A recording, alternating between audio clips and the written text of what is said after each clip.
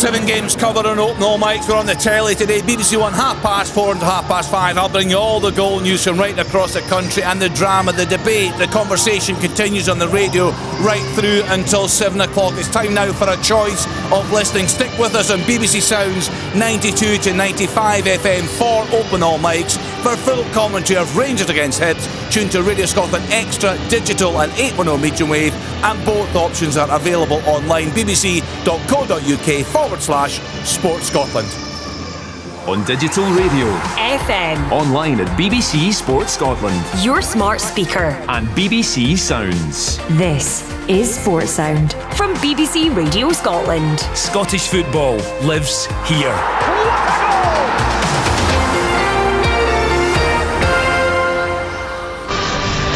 Welcome to Ibrox Stadium with myself, Alistair Lamont. Alongside me is Ian McCall as second, host third, and David Gray's in-form Hibernian aim to end a long winless run against Rangers that dates back to February 2018.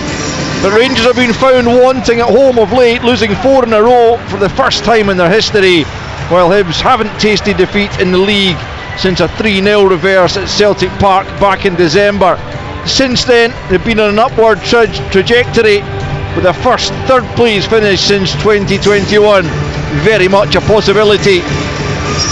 About 2/3 of the pitch out there bathed in sunshine, but in the shade it's pretty chilly still, as Rangers and Hibs prepare to go head to head.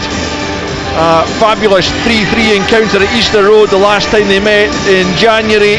Hibs coming from behind, a late Rocky Bashiri goal earning them a point as Hamza Igman notched a hat-trick that day. It's Hibs to kick us off. They're going from left to right as we look at it from the gantry in the main stand, and they're in their usual green and white tops, white shorts, white socks. Rangers in their traditional blue tops, white shorts and red and black socks. And it's Hibernian looking to continue this fabulous run they've been on. 15 games unbeaten in the league, and David Gray very keen to try and make that 16 as Dujon Sterling makes a good challenge on Kuharevich, and it's Václav Černý back in the starting lineup after injury, who picks up and tries to fire the diagonal in the direction of Igman, but Lewis Miller gets the better of him, and now it's Chris Cadden coming forward on the right hand side for Hibernian, tries to play it forward. I don't think Boyle was the target, it almost reached him, but Rangers have one possession. It's Diamondi in the centre of the park playing it to Tavernier as Rangers have switched back to a back four. He's looking for Dessers. Bashiri almost cuts it out, comes to Dessers in the end on the edge of the box, trying to get turned. Now Černý, too many players around him to have the shot. Raskin eventually has a tame effort from about 20 yards, easily gathered by Jordan Smith, which gives us an opportunity to hear the early thoughts of Ian McCall. Yeah, it was a decent hit. It was a half chance there for Raskin. He didn't quite catch it, but it's interesting that Conor Barring, it's almost a 4-2-1-3 with Conor Barring sitting deep behind Diamondi and Raskin in the midfield. Yeah, we'll see how that progresses as the afternoon goes on. Hibs in a 4-3-3, 5, sorry, with a 5-2-3 effectively, as they look to conjure a first victory here since that win in 2018. A little bit loose in the passing there between Jefty and Barron, eventually picking up, but Rangers, and Ian and I watched them up at Dens Park last weekend. Some of the carelessness that led to the Dundee goals was pretty abject, which Barry Ferguson acknowledged. Some of the bad habits he described creeping back into their play. He'll be looking to avoid that this afternoon. Here they come with Tavernier in an advanced area, plays it into the feet of Diamondi. He's stopped in his tracks though, and Hibs can come forward. He's offside there, surely. Martin Boyle will continue his run. He'll pick up possession. The flag stays down for now at least. Dujon Sterling makes a challenge, and a number of seconds later the linesman does flag, and it's one of those ones that most spectators and pundits alike really hate, but the assistants are doing what they're told effectively, Ian, but it is frustrating at times, isn't it? I think it is, particularly for players. I mean, he was literally 5 yards offside there, and obviously had to continue the game on. It's a It's a silly rule, daft rule for me. Here's Jefte for Eagleman on the halfway line, left hand side, knocks it back to Suter, and there was Dujon Sterling partnering Suter in that 2 in the middle of the Rangers central defence. Now you've seen Sterling play in a 3 relatively often, but not so much as a 2. See how that works out for them. Here's Jefte coming away from Kuharevich into Raskin, and now back with Barron in the centre circle. Tavernier who got that cracking goal to make it 3-2 at Dens. Out to Czerny, right hand side, up against Obita, into the area he goes, tries to get the ball across goal. It's blocked on its way through, and out for a throw in on the far side to Rangers, just a few yards from the corner flag as they advance down the right. No real test for either keeper as yet, just that one effort from Raskin, which Smith was easily able to deal with. 4 minutes on the clock, and no goals. We'll keep you up to date as best we can with goals that go in around the country as Tavernier prepares to launch one of these long throws. We're getting to see a bit more of from him, and it comes from the Rangers skipper. Near post, ball is away by Bashiri. Czerny catches it as it falls to him, but it's way over the top from Václav Czerny. Couldn't get the knee over the ball to keep the effort down, and it's into the Rangers fans behind Jordan Smith's goal. 4.5 played, Rangers 0, Hibs 0. It's certainly half a chance though. You're right though, he just couldn't get over the ball. Every game we see now, people have got long throws. We said the Dundee game, Tavernier's got a long throw all of a sudden, but every single team that we cover seems to have a long throw now. Dundee 1, St Mirren 0. It's a massive game for both sides, that one. You'll never guess who scored, Ian. Simon Murray, there's a course. Yeah. So many vital goals for Dundee since he rejoined in the summer. As Rangers have a player down, is it Jefte, who has taken a sore one, I think, when he landed. And he's been helped back to his feet by a combination of Bashiri and Eagleman, and a little bit winded as much as anything else, holding his lower back. But it will be a throw in to Hibernian, and so that the first goal in the Premiership coming at Dens against St Mirren. It's a game they will really feel they have to win, having been so unfortunate. I think most people who watched that game would agree that Dundee deserved to take something from it. I think we mentioned in commentary, and I think it was maybe at 3-2 up, that Tony Docherty would be furious not to win the game, and had to put it to him afterwards that to lose it would be an absolute sickener. Yeah, that game was summed up when Simon Murray ran through and hit the inside of the post, and a minute later Rangers got I think it was either equalised or the winner. I think it was the winner. Yeah, it was. An incredible game. Let's hope this game reaches those kind of levels of excitement as Dessers tries to get the ball forward. It falls to Raskin, left hand side. Now it's Eagleman about 25 yards from goal, left of the box. Dessers is still lurking on this left touch line. Back it goes to Jefte, and now with John Suter midway inside the Hibernian half, into the feet of Diamondi. Tries the little flick on to Czerny, doesn't come off, and Hibs able to pick up through Iredale, who got that famous derby winner against Hearts a few weeks back. His first Hibernian goal. Rangers have picked up possession, they're dominating the ball just at the moment. Rory Loy, who's here on Open All Mike's duty, was just asking the question, how do Hibs approach this game? Do they come out and try and attack Rangers, given that they're in such good spirits, such good fettle form wise, or do they try and sit in, because Rangers have struggled against teams that sit in that low block, Ian? Yeah, I think there's ways that, Craig was saying before the game, I think there's ways that managers can tell players to sit in a little bit, but say it in a positive manner, and really get at them. When you're going at them, you really get at them, and I think that's how Hibs have set up. And they have a throw in and an advanced area over on the far side, which Obita is going to leave for. Iredale's going to go up and take this one over on the left flank. So about 15 yards from the corner flag, he's waving Bashiri forward. Lewis Miller is looking across to David Gray as if to say, should I go up as well? And Obita drops back. Rangers have pulled everyone back. Hamza Eagleman is just on the edge of their own area, but everyone else inside the penalty box as they try and make sure that Hibs don't get the opening goal here. Suter with a commanding header, comes out to Levitt. Oh, it's through Jack Butland. It's another mistake from Jack Butland, and Hibs have the opener. 8 minutes in Ibrox, and Jack Butland with another howler as he lets the ball squirm under his body. It was well hit by Levitt, skimming along the grass, but Butland should have been able to keep it out. He hasn't been able to do so. It's Rangers 0, Hibs 1. Listen, Levitt's caught it really, really sweetly, and to give Butland a bit of to look back on it, it's come right through a ruck of bodies, but that's me being overly kind. Bottom line is, he's got to save it. Simple as that. Oh, Jack Butland, he's come up with so many big saves for Rangers, but just lately the mistakes that have crept into his game, yes, the caveats that Ian puts on that one are absolutely fair and correct, but Jack Butland, a keeper of his qualities, will feel he should have been doing better.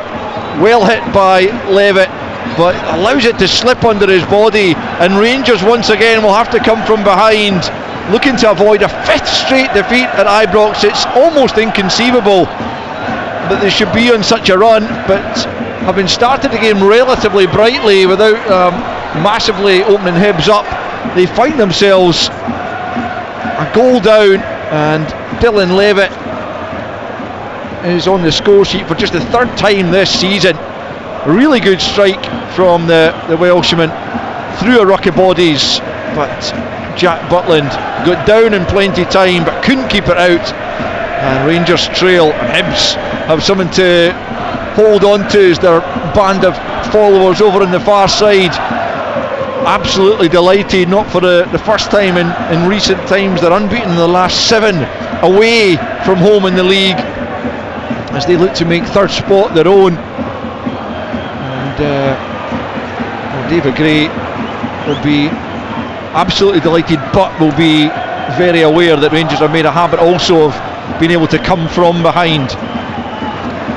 They have to cure this malaise at home, particularly just at the moment, as Conor Barron goes back to do a bit of defending, does well to link with Jeffrey. That's better play from Rangers. Diamondi sends it out to the right hand side to Tavernier, still inside his own half. Hibs leading by a goal to 0. Dylan Levitt with a strike from just outside the penalty area after it looked like Rangers had got back and defended the corner pretty well.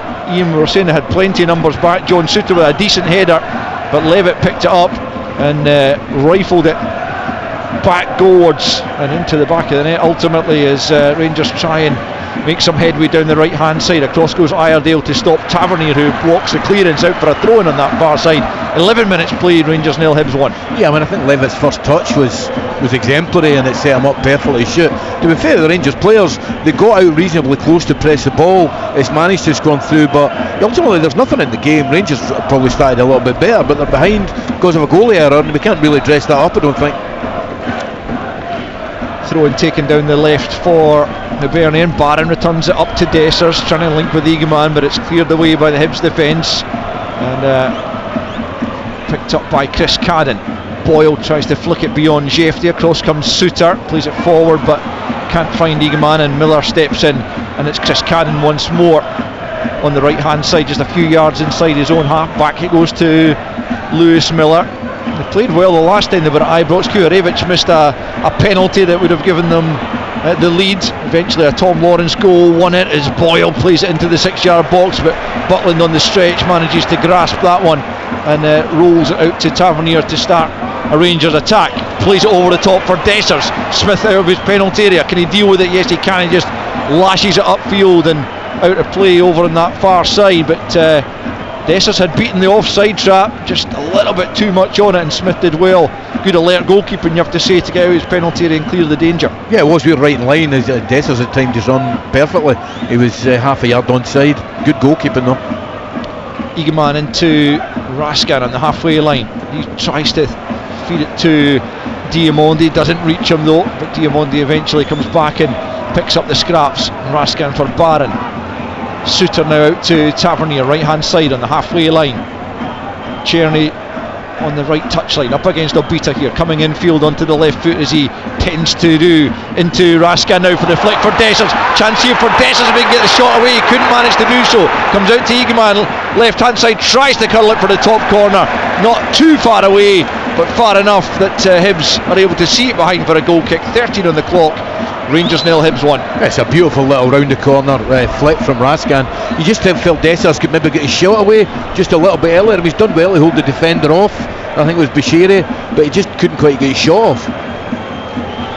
Yeah, the Rangers fans a little bit frustrated at that, I think. And Dessers had so many efforts on goal at Dens Park before, arguably scoring the most difficult chance of them all to win it for Rangers in injury time.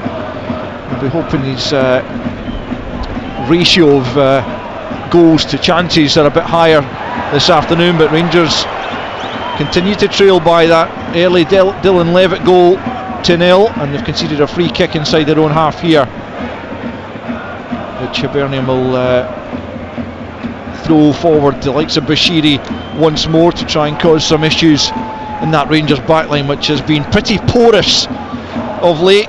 They have conceded 2 or more in 5 straight league games prior to today. That was for the first time since 1986.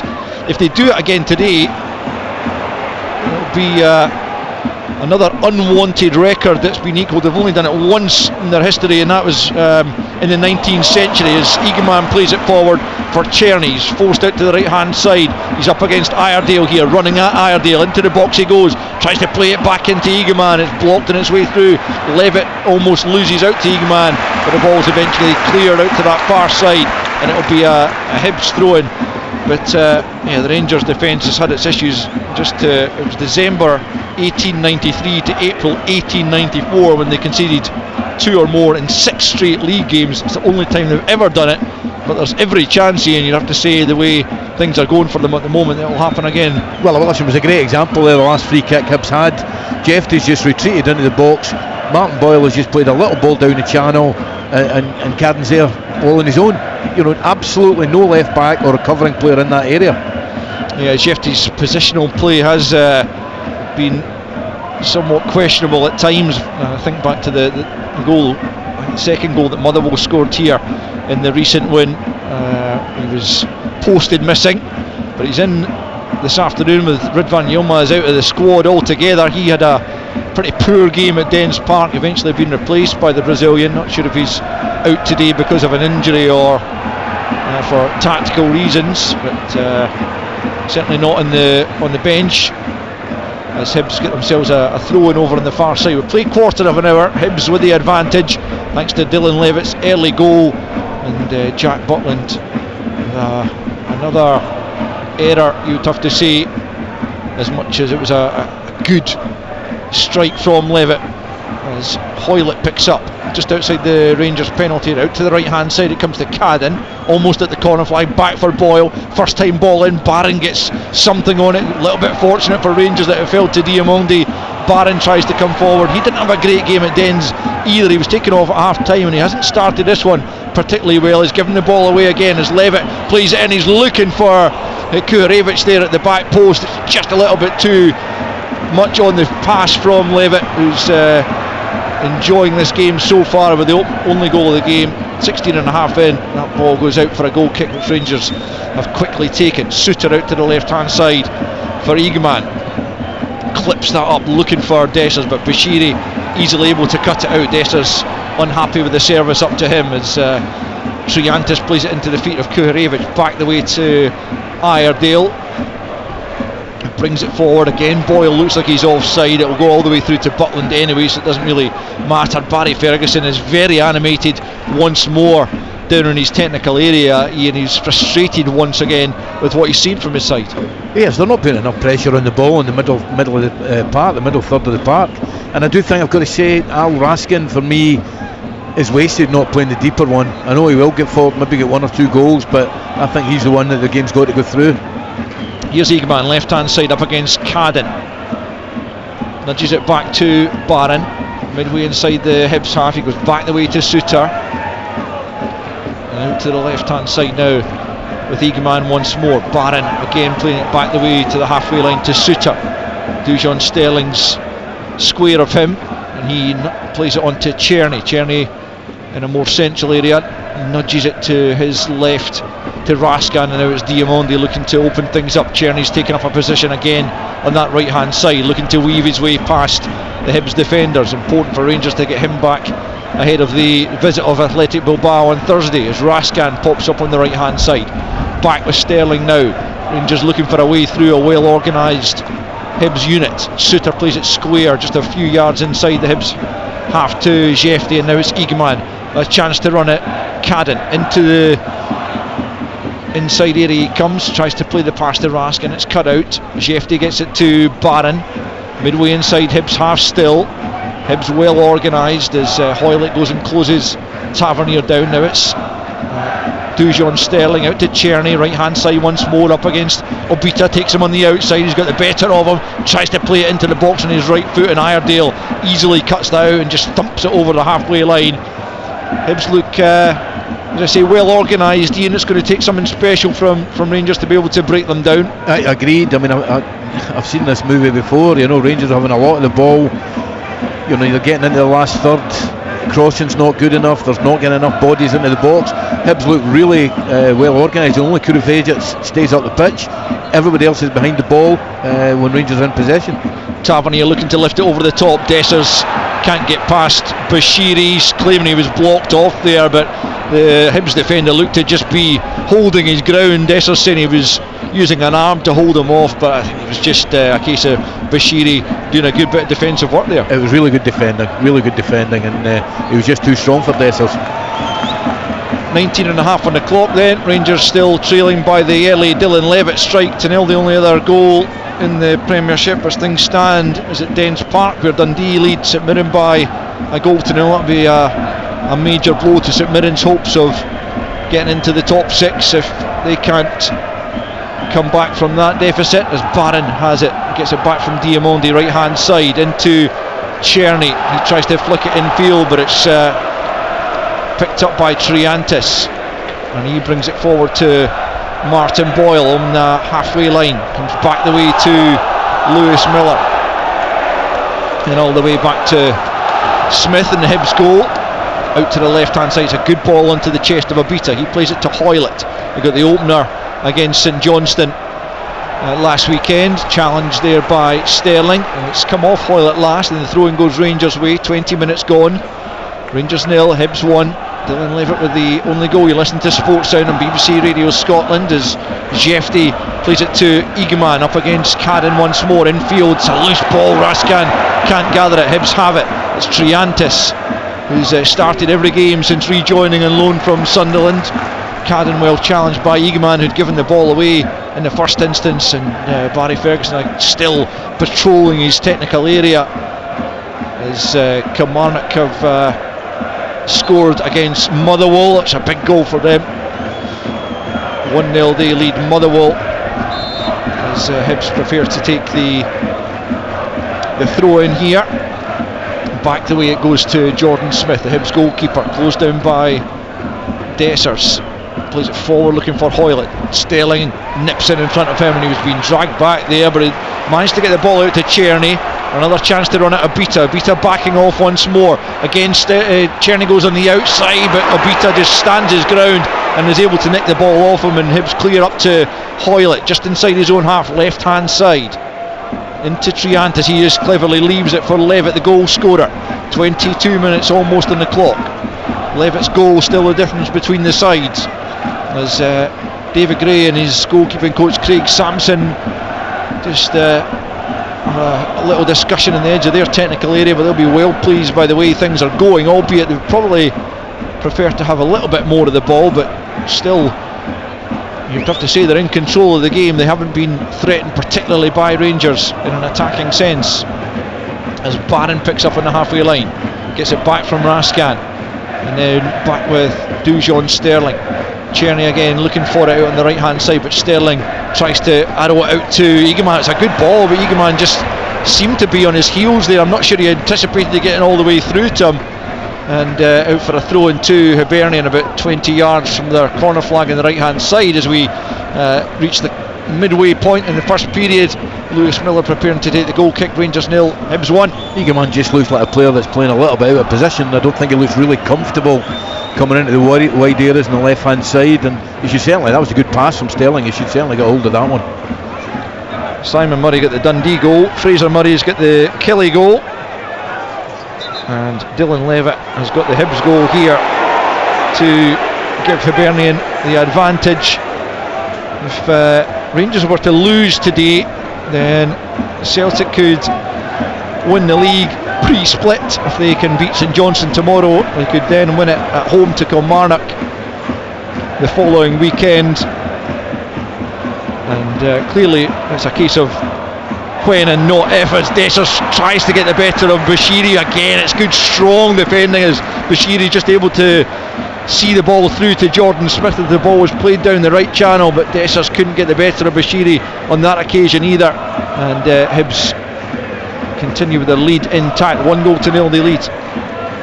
Terrific again from Bashiri, really, really good physical defending, and you know he's got to stay concentrated because Dessers good movement again. Boyle again looks about 5 yards offside, and the flag goes up relatively quickly that time to confirm that, as Raskin picks up on the free kick. Tavernier wanted it right hand side, eventually he gets it from Conor Barron. It's a good switch of play from Barron, and now Tavernier gets his head up and plays it infield to Czerny midway inside the Hibs half. Rangers looking for an equaliser as Tavernier has it.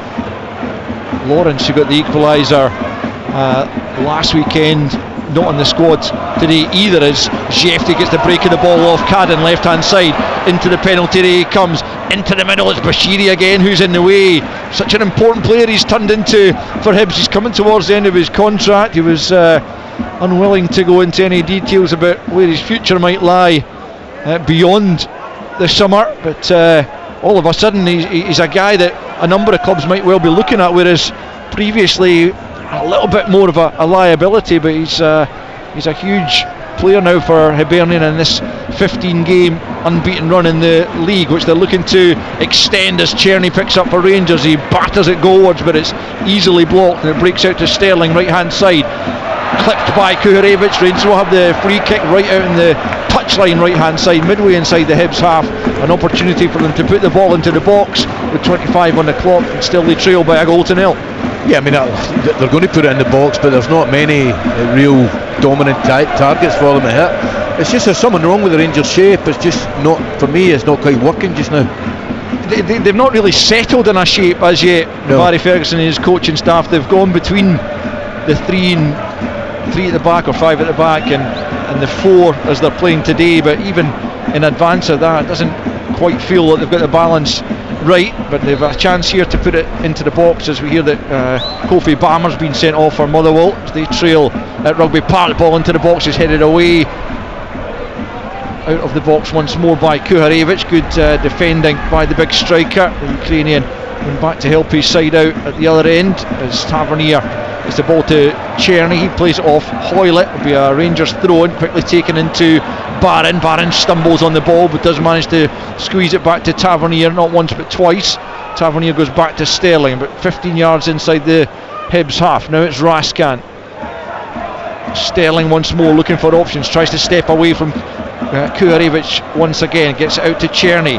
Rangers having plenty of possession, but yet to really threaten Jordan Smith and the Hibs goal as they trail by a 0-0. Now it's Jefty left hand side out to Eagleman, about 20 yards from the Hibs goal.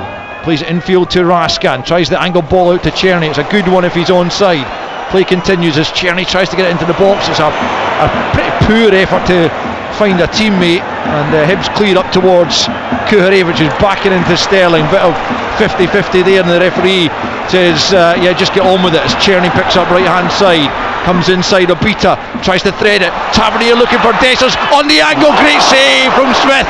It was a very tight angle, but Smith diverts that away from goal. I think that might have been heading for the back of the net. Dessers denied. 27 in, Rangers 0, Hibs 1. It's great move. Could you cut it back to Tavernier? I thought Tavernier had a tap, and I'd love to see again, but lovely little round the corner flick. First time you've seen Czerny really open up and hurt Hibs. Nice little ball inside, but a great save from Smith. Yeah, he got down ever so quickly to get the crucial touch. There might well have been an opportunity to cut that back for Tavernier, who'd played him in, but Dessers went for goal himself, looking to add to his 23 goals for the season. Denied by Jordan Smith. First time he's seriously been called into action in the opening 28 minutes, as Rangers have a corner here on the left hand side to be taken by Václav Černý. Tavernier offers himself short, but Černý sends it in towards the back post, and it's easily won with no Rangers player anywhere near that delivery, as Kuharevich sends it clear. Picked up again by Rangers though, and Tavernier gets it back out to the left to Černý. Steps away from Hoylett, curls it in. Dessers is there. Oh, it looked like he could have got there first, and then Hibs able to get the clearance in, or the offside flags up in any case, as a Hibs player down, is it Iredale who made the interception there ahead of Dessers inside the penalty area, who's just taken a clip there from Dessers as he tried to win it back. Indeed, he's back on his feet. Hibs will have the free kick. We've played almost 29 minutes and it's still Rangers 0, Hibs 1. Yeah, I think Dessers was offside, and then he's quite clearly kicked Iredale from the back. Oh, it's not a booking or anything like that, but it was a definite foul. The Rangers have upped it a wee bit in the last 3 or 4 minutes. And I think it's important to say that it was a great save from Smith, but Butland's not had to make any saves either. All he's had to do is pick that one out of the net. Yep, letting the Dylan Levitt shot squirm under his body as Hibernian take the lead in the early stages. Here's Rangers coming forward. It's Dessers with the opportunity here. He's missed the target. He was under pressure there from Bashiri, and Dessers going down in the challenge, but he's blasted high and wide from about no more than 14 yards out. Bashiri again maybe just doing enough to put him off here, but you have to feel that Dessers has to hit the target there. Well, I go further. I think he's got to score. I mean, I think it's in games like this when you're playing against teams in and around you, when some of the bigger clubs come to Ibrox, your Hibs, your Hearts, your Celtic, that getting one goal out of 5 or 6 chances, it ain't enough. And Boucherie, you can say he did well, but ultimately he's 1-on-1 with the goalie. I think Černý was looking for the ball a wee bit earlier from Egeman, but it's a beautiful pass from Egeman. He just hits the target. It's a goal. That's 2 chances now. 1 good save by Smith and 1 blazed over the top. Just in the last few minutes, as Ian says, Rangers have upped the ante somewhat and probably should be back on level terms, but Dessers denied once by Smith, and then on that occasion blazing wide of the target when he should have been doing better.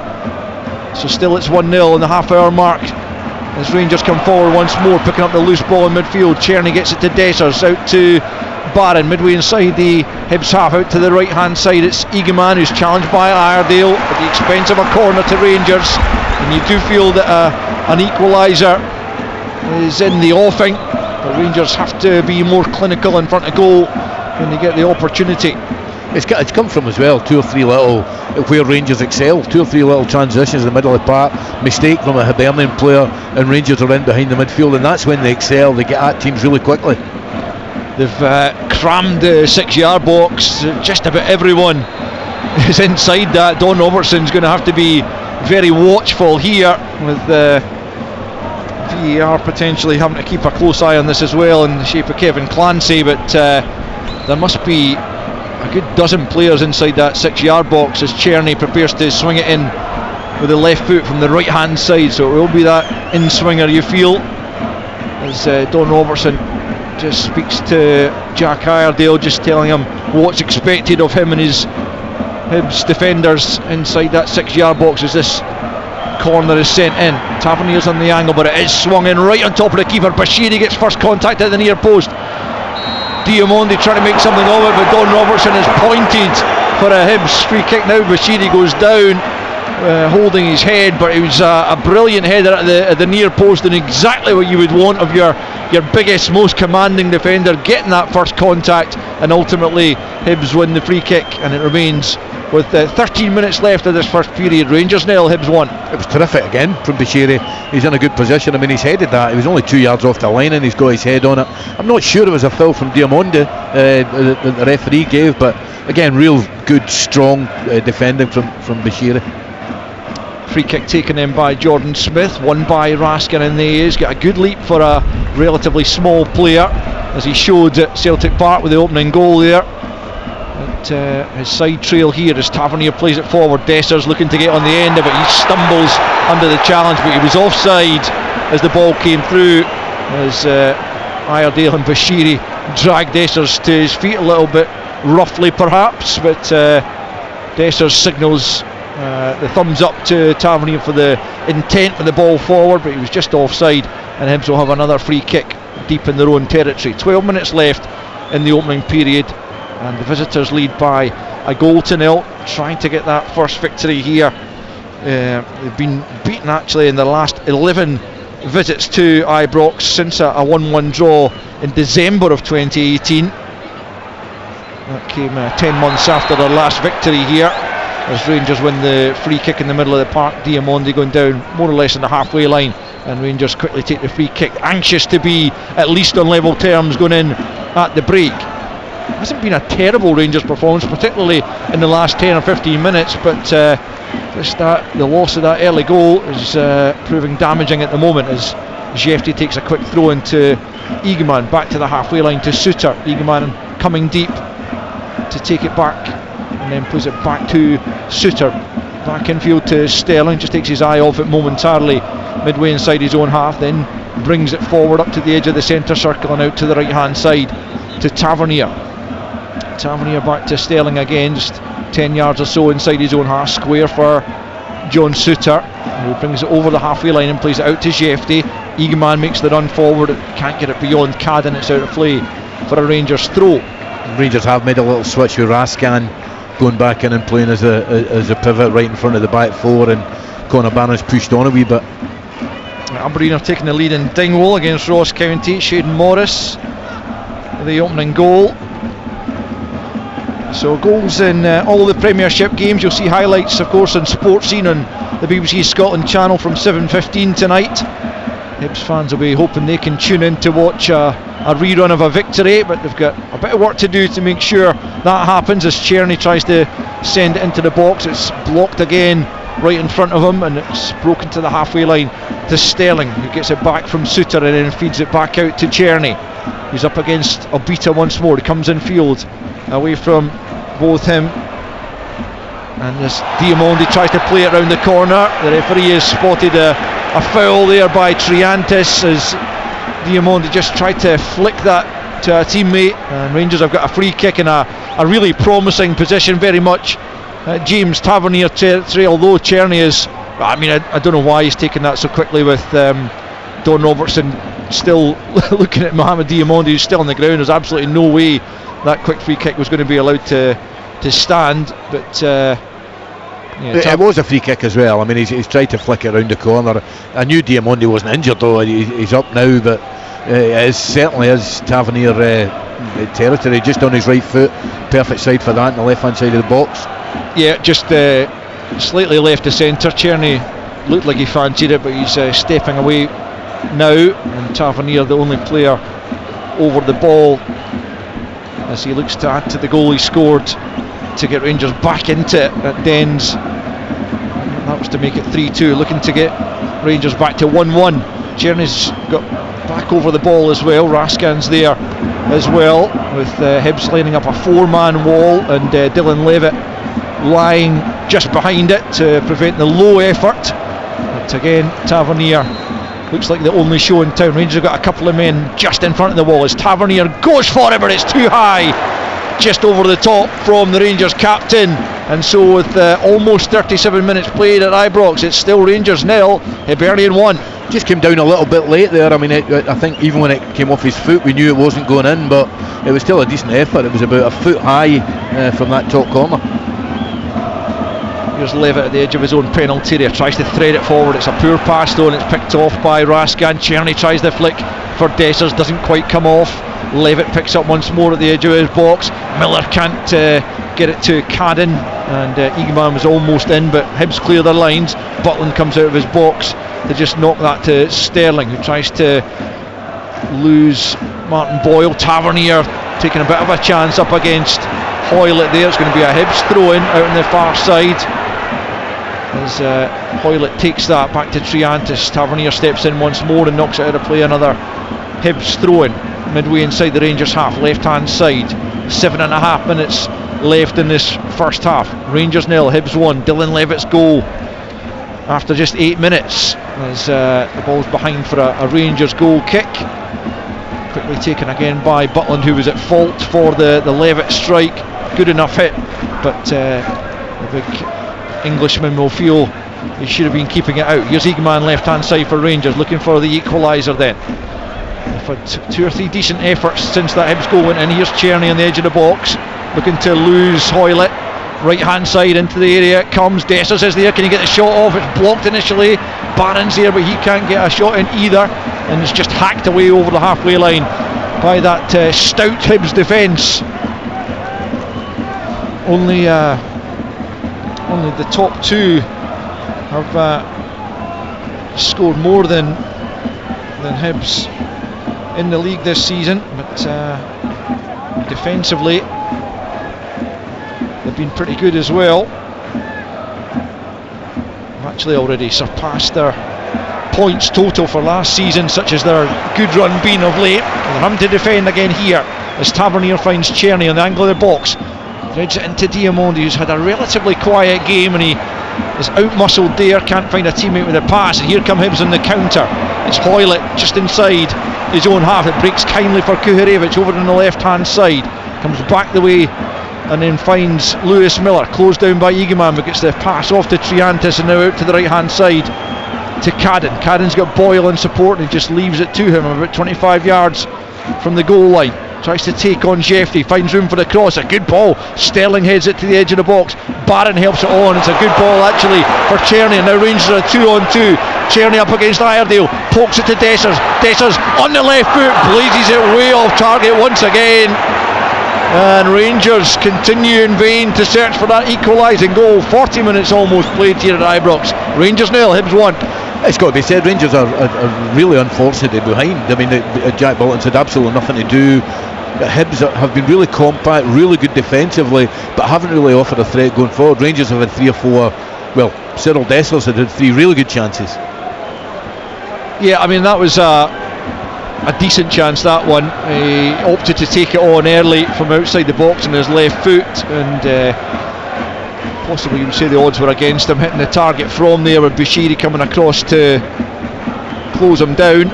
But it was a promising counter, certainly. Rangers had 2-on-2. Czerny found Dessers, but the shot in the end didn't trouble Jordan Smith, and so with under 5 minutes left in the half, it's still Hibs with the advantage given to them by Dylan Levitt's 8th minute goal, as Rangers pick up possession once more. On the right hand side it's Czerny, who's been pretty lively, and he's come back from the hamstring injury that kept him out at Dens.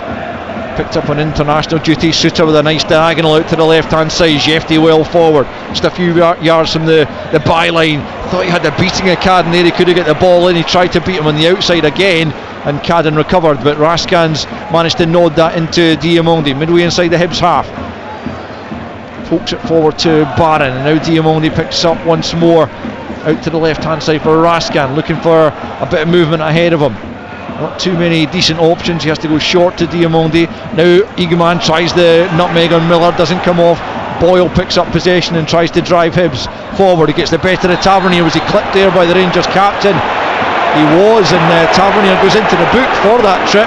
Didn't look to be an awful lot in it, but clearly enough for the referee to think that was worth a booking, and a free kick goes Hibs' way and just allows them a little bit of respite, because as you say, and they have been largely on the back foot since that opening goal. Yes, I mean that's what Boyle does really, really well. He tries to get Hibs up the pitch, and it looked a soft one from here. I don't know if there was much contact. Certainly Martin Boyle's up, no problem, and I think there was a slight contact, but Don Robertson was perfectly positioned to call it. Whether it was a booking or not, I'm not too sure. Yeah, I mean, you've got to assume the yellow card's given for stopping a promising attack, but it was well back the pitch inside their own half, and maybe a little bit harsh from our vantage point, but as you say, Don Robertson in a better position than us to judge that, so we'll take his word for it, as Hibs try to get the ball forward, but it's a loose pass and behind for a goal kick. Barry Ferguson and Billy Dodds in conversation now as the minutes tick down towards half time, and their side still trail by a goal to nil as Suter picks up inside his own penalty area. Back to Butland inside his 6-yard box. is there a case to be made, Ian, given the mistakes that have crept into Jack Butland's game? Yes, there is. What am I going to say? The other goalkeeper coming in, Liam Kelly. Yeah, I mean, I think Barry thinks because he's so experienced he won't let it affect him, and you know, whilst he has made 3 or 4 real bad errors, he has done really well in other games, but these are really costly. Here comes Jefty forward up towards the halfway line for Diamonde. Almost showed too much of that to Hoylett, who took a sore one as Diamonde slid in to get the pass off. Rangers continue to come forward. Cherny into the box on the outside once more against Obita, does enough to get the challenge in, and Bashiri, I think ultimately it's gone behind off Obita as Bashiri completed the clearance, and Rangers will have the corner kick. I think Hibs just complaining slightly about the Diamonde challenge. I mean, it's one of those ones where he takes plenty of the ball, but the follow through took him into Hoylett, who took a sore one. But I think the fact that he was trying to make a pass rather than a tackle, that's how he got away with it, and he did get the pass away. Here's Cherny then from the right hand side, swings it right into the near post, but Smith is able to come off his line and clutch that one pretty comfortably. So many bodies inside the 6-yard box, but none of them could get there before Jordan Smith, and so with just seconds left of the 45, we'll see how many minutes have to be added on in stoppage time. Not too many, I wouldn't have thought. It's still Rangers 0, Hibernian 1, as the ball's played up and allowed to bounce by Sterling, but he does get the first header on it ahead of Kukarevich, as it's knocked back to Butland by Tavernier up to the halfway line. Cherny can't get there ahead of Obita. Barron does help it on, but Iredale cuts it out before Dessers can latch onto it. Now it's Jefty picking up just inside his own half. Can Rangers manufacture a final opening then in this first period to bring about the equaliser? Diamonde goes down. I didn't think there was all that much in that challenge. He goes down and gets the free kick. It's quickly taken by Egeman. It's a poor one though, looking for Diamonde. Miller steps across him and gets the ball up to Kuharevich. He's challenged by Barron. Cadden will pick up down this right flank. There's no real support. Across comes Suter and knocks it back to his goalkeeper. 3 minutes actually added on. There's been too many stoppages in the game, but 3 minutes indicated by Ross Hardy, the 4th official, and we're into those right now.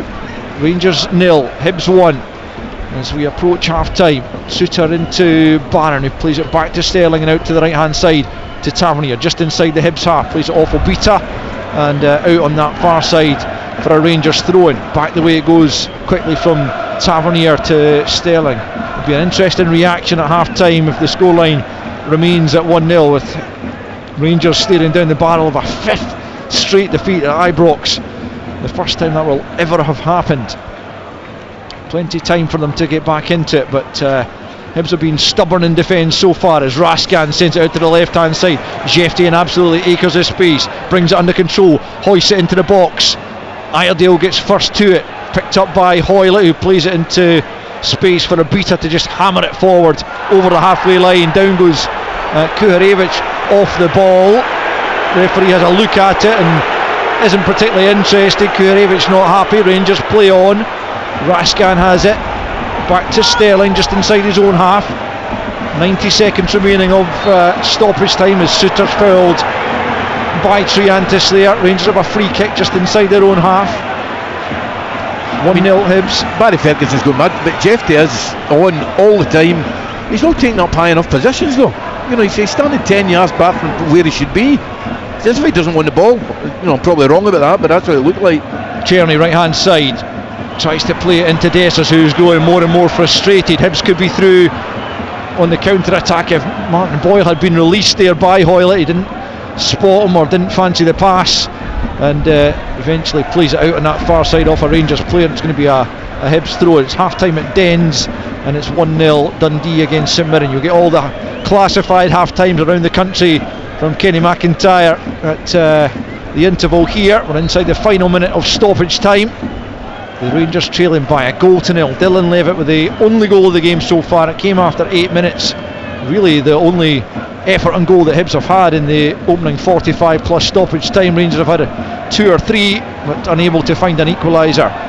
Is there one final chance in the half as Suter gets the ball out to Tavernier, he was caught slightly late there by Hoyle at the ball through for Suter, who is through for Dessers, who can't latch on to it. Jordan Smith out to the edge of his penalty area to dive on it, smother the ball, and in the final knockings of this first period, Rangers' frustration continues as they trail by a 1-0.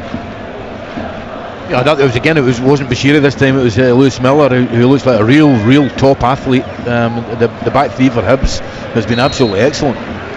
There's a half-time whistle and a few other muted boos perhaps.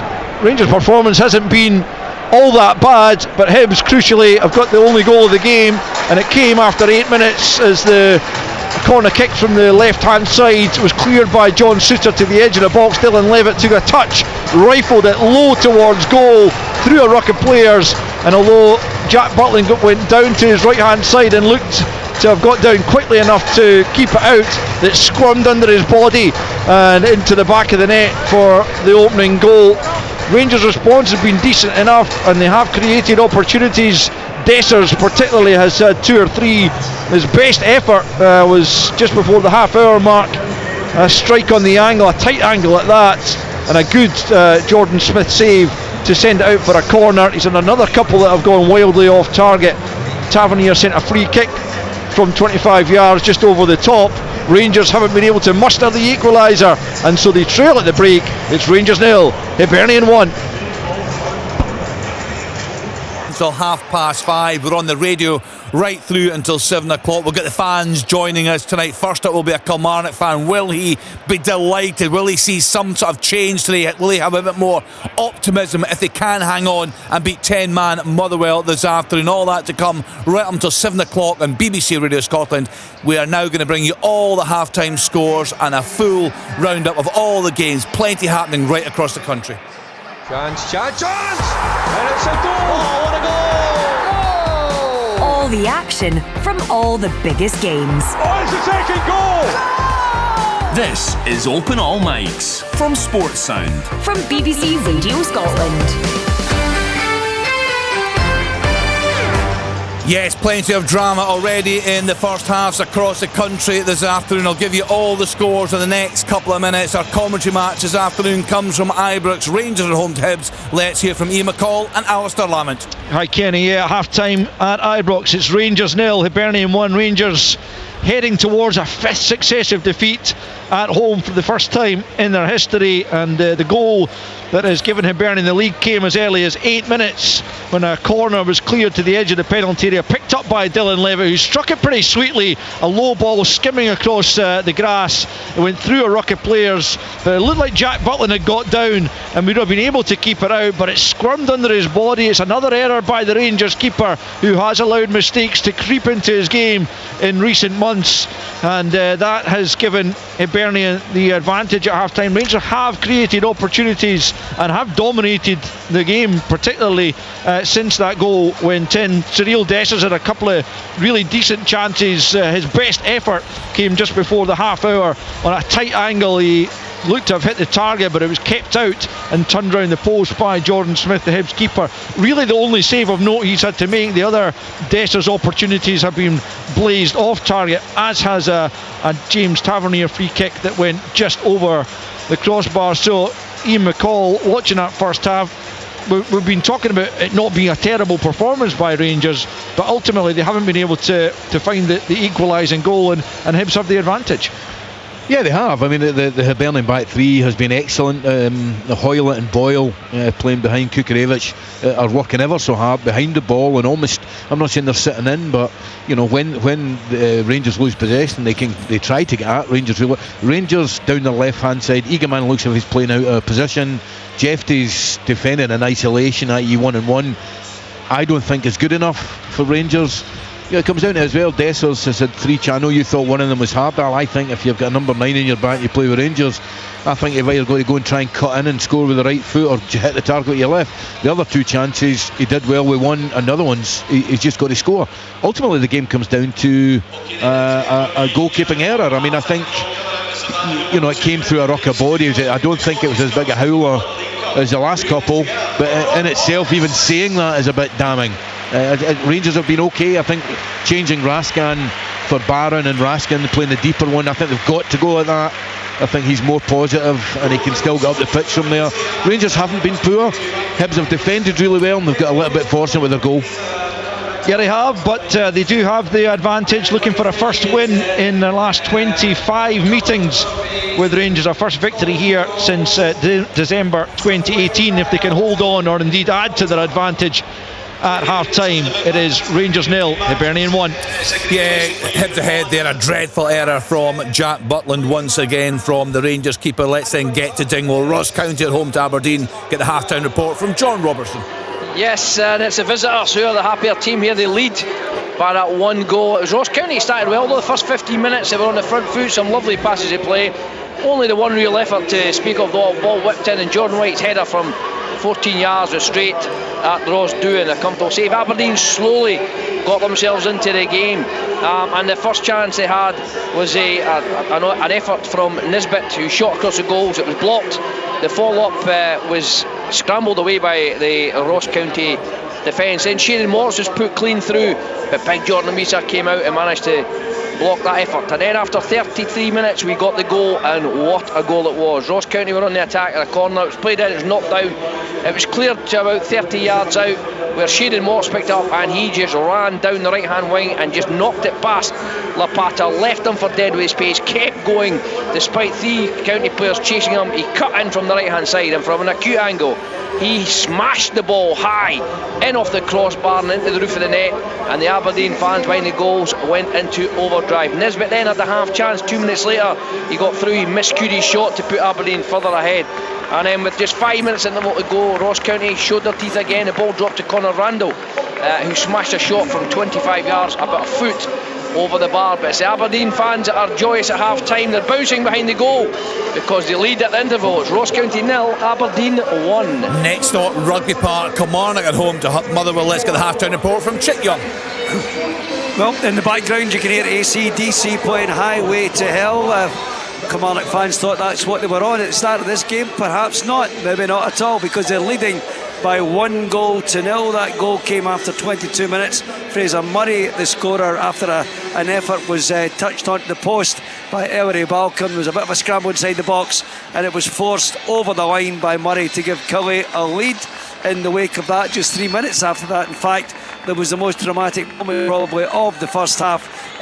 Kilmarnock, Motherwell rather, were put down to 10 men. Covey Bammer red carded. I now have had a look at it as well as my chums in the studio, and it's as ridiculous as I thought it was at the time.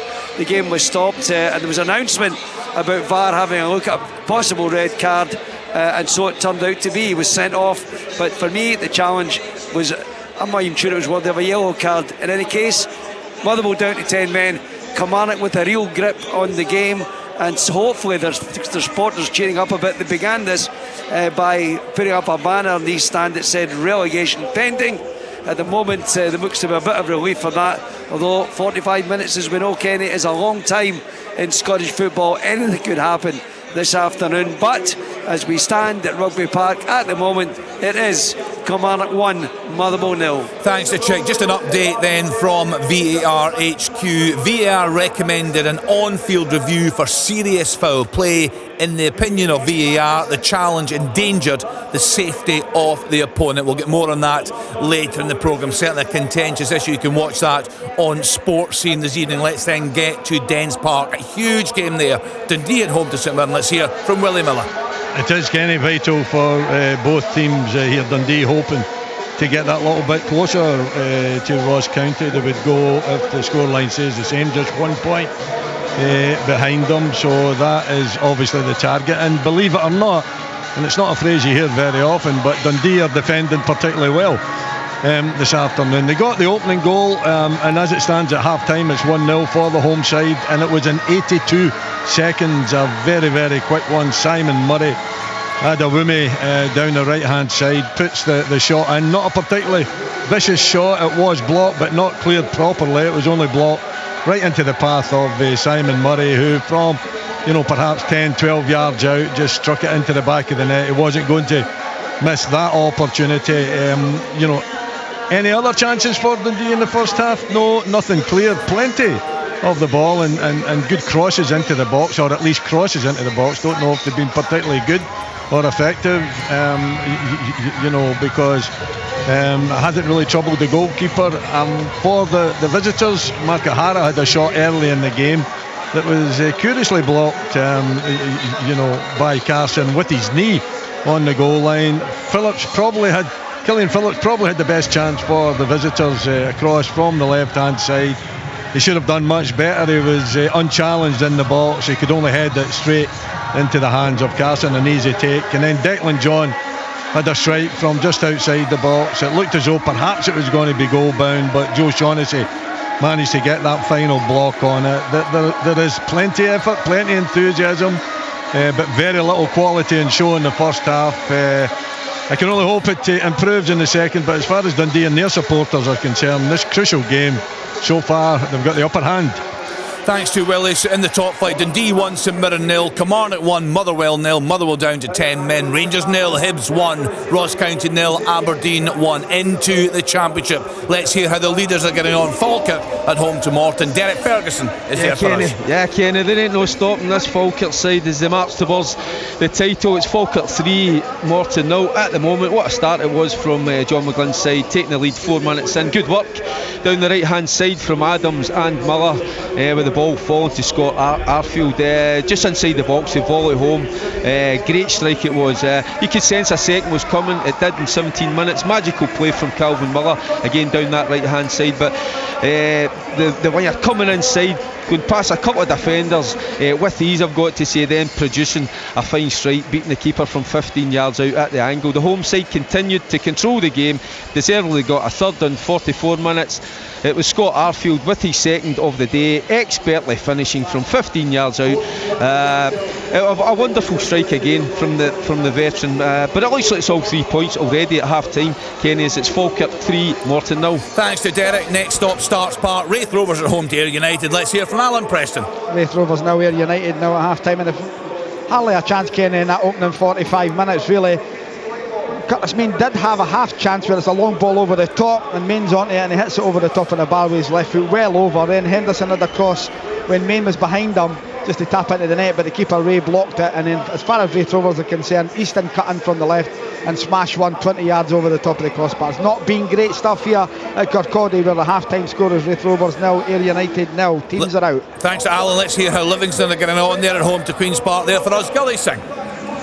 Yes, Kenny, Livingston 3, Queen's Park 0. The sides met less than a week ago, and Livy are on course for a repeat scoreline from the Scottish Challenge Cup final.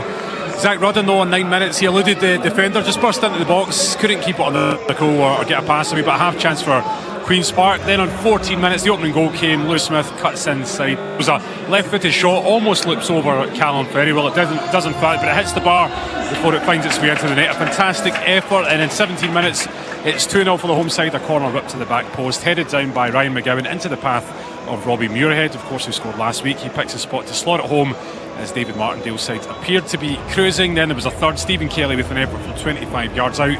Scott Pittman collecting the ball from Lewis Smith on the right hand side, cuts it back. Kelly with a first time shot to pick out the bottom left hand corner and give Ferry no chance. That's 28 goals conceded now in 8 games for Queen's Park, as the second half has just kicked off its... Right, thanks to Gully Singh there. So in the Championship, Airdrie 0, Partick Thistle 0, Dunfermline 0, Hamilton Accies 1, Falkirk 3, Morton 0, Livingston 3, Queen's Park 0, Wraith Rovers 0, Ayr United 0. Into League 1, Annan Athletic 0, Queen of the South 0, Cove Rangers 0, Inverness Cally Thistle 2, Kelty Hearts 0, Dumbarton 3, Montrose 0, the leaders are Broth 1, Stennismuir 0, Alloa Athletic 1. Into League 2, Edinburgh City 1, Clyde 0, Elgin City 0, Stirling Albion 1, Forfar Athletic 1, East Fife 0, Peterhead 3, Bonnyrigg Rose 0, Spartans 1, Stranraer 0. And in England, full time from the lunchtime kickoff, Everton 1, Arsenal 1, 3 o'clock games, Crystal Palace 1, Brighton 1, Ipswich 1, Wolves 0, West Ham United 0, Bournemouth 1, 5:30 start, Aston Villa at home to Nottingham Forest. Last time in the Europa League. Here goes Yandas over the bar! Rangers go through to the Europa League quarter-finals! Look at the scenes in here. Some of these Fenerbahce players were very, very good, but Rangers found a way. European football lives Rangers here. And they will face Athletic Bilbao for a place in the semi-finals. Catch the first leg live from Ibrox. Rangers in the Europa League. This is where they come to life for sure. Thursday from 6. And Charlie rolls it home. Listen on digital radio or ask your smart speaker to play BBC Radio Scotland Extra. You're listening to Sports Sound on BBC Radio Scotland. As you've just been hearing, a big week ahead. Full coverage from 6 of Rangers against Athletic Bilbao in the quarter-final of the Europa League. Of course, Sports Sound tomorrow. 2 top-flight games kicking off. 4 top-flight games for you this afternoon, including the option of commentary. So once again, a choice of listening on BBC Radio Scotland. Stick with us on BBC Sounds and 92 to 95 FM for open all mics. For full commentary of Rangers against Hibs, tune to Radio Scotland Extra Digital and 810 medium wave, and both options are available online, bbc.co.uk/Sports Scotland. Football from Sports Sound. Brilliant drop of the shoulder. From BBC Radio Scotland. There's no substitute.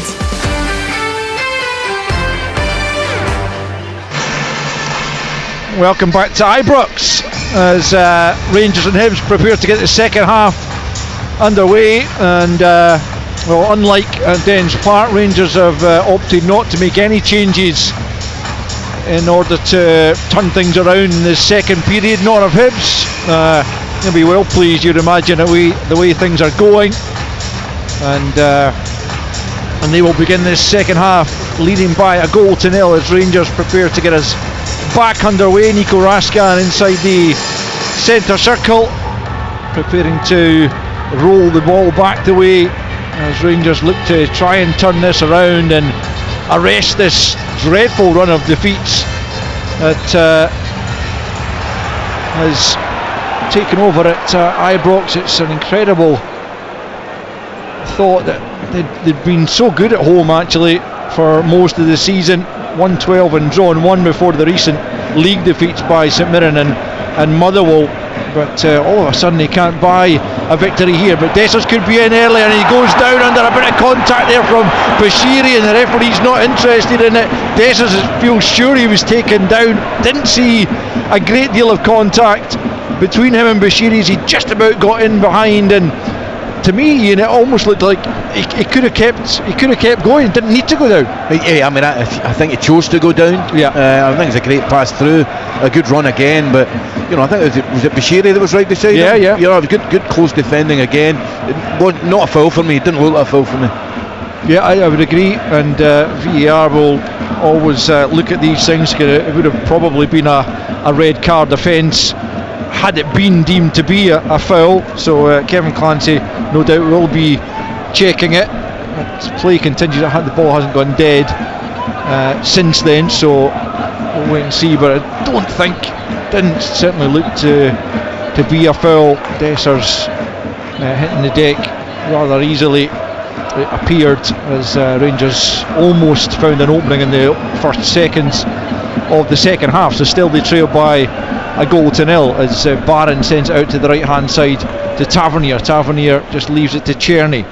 Czerny comes inside of Obita, thinks about lifting it into the penalty area. Instead he goes short to Diamondi, back to Tavernier. Now Czerny will pick up again. Obita and Hoylett trying to stick close to him. Plays a 1-2 with Egeman. He's gone all the way across to the left hand side now to Jefte, and back with Czerny again, midway inside the Hibs half, coming in from the left now leaves it to Egeman.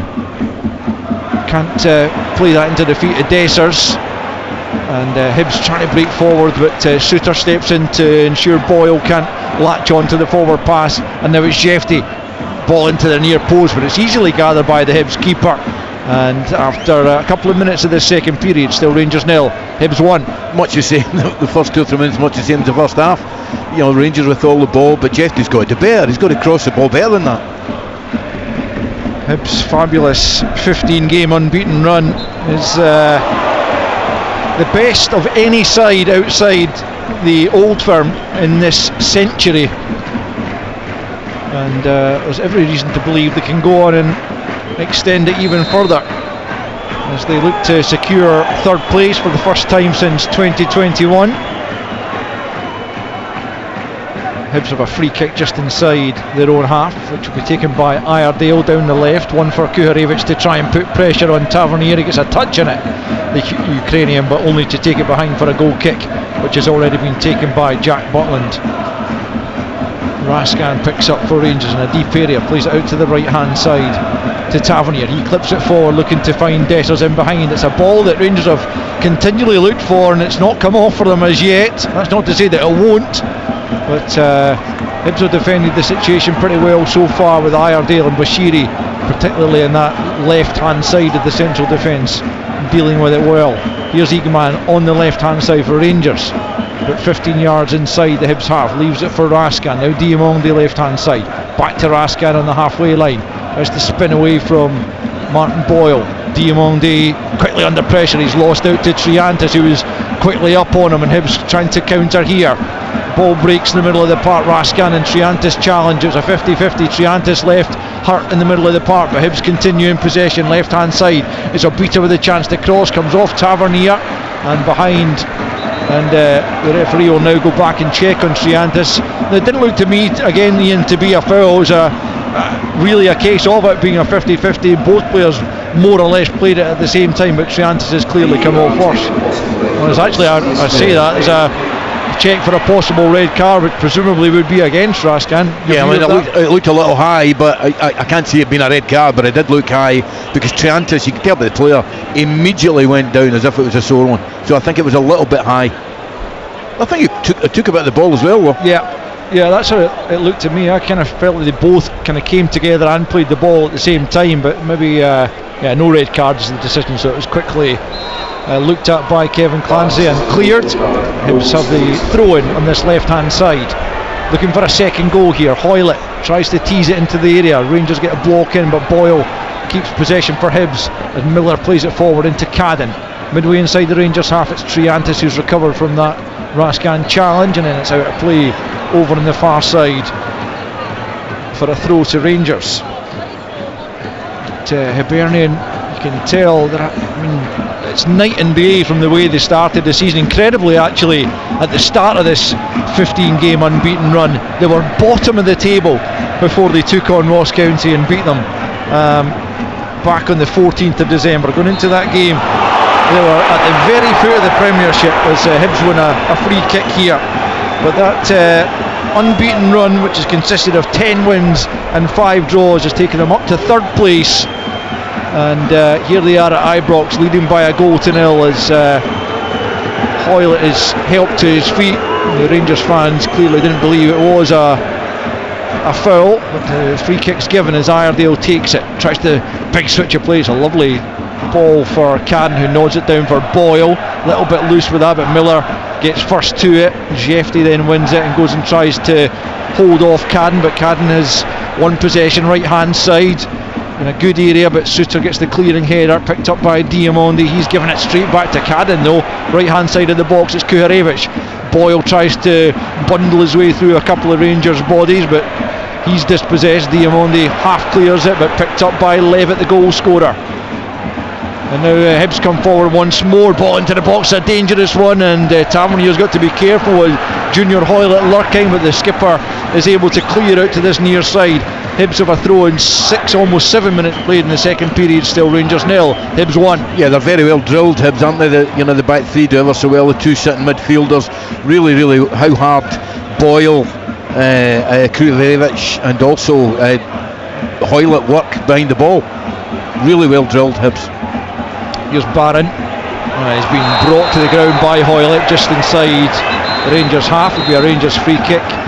I watched Hibs in their last visit to Glasgow when they came to Celtic Park in the Scottish Cup, and they were pretty comfortably beaten that day. Didn't really give a good account of themselves, but although they've had a lot less of the ball than Rangers, they've been so well organised, and it's going to take something really special, you feel, from Rangers to get back into this game, as Czerny tries to provide that, trying to look for Dessers. It's cleared though and breaks back to Czerny, who plays it out to the left hand side to Jefty, who just gets the better of Cadden there at the angle of the box. Then back to Czerny once more, tries to skip away from Triantis, who read that pretty well and nicks the ball off him. Now Kuharevich marauds forward. He's passed a couple of challenges, a couple of weak challenges you would have to say, and still he has it. The Ukrainian brings Cadden into play, right hand side into the box.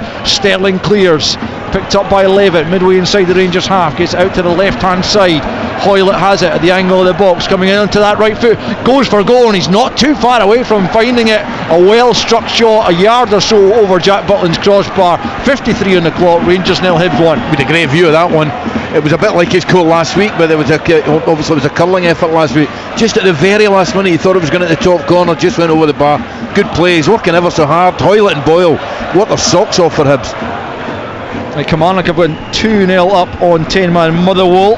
I'll bring you the scorer when I can, but it looks like they're heading for a very important 3 points, particularly with Dundee also leading, Ross County trailing, of the clubs who are down in amongst it.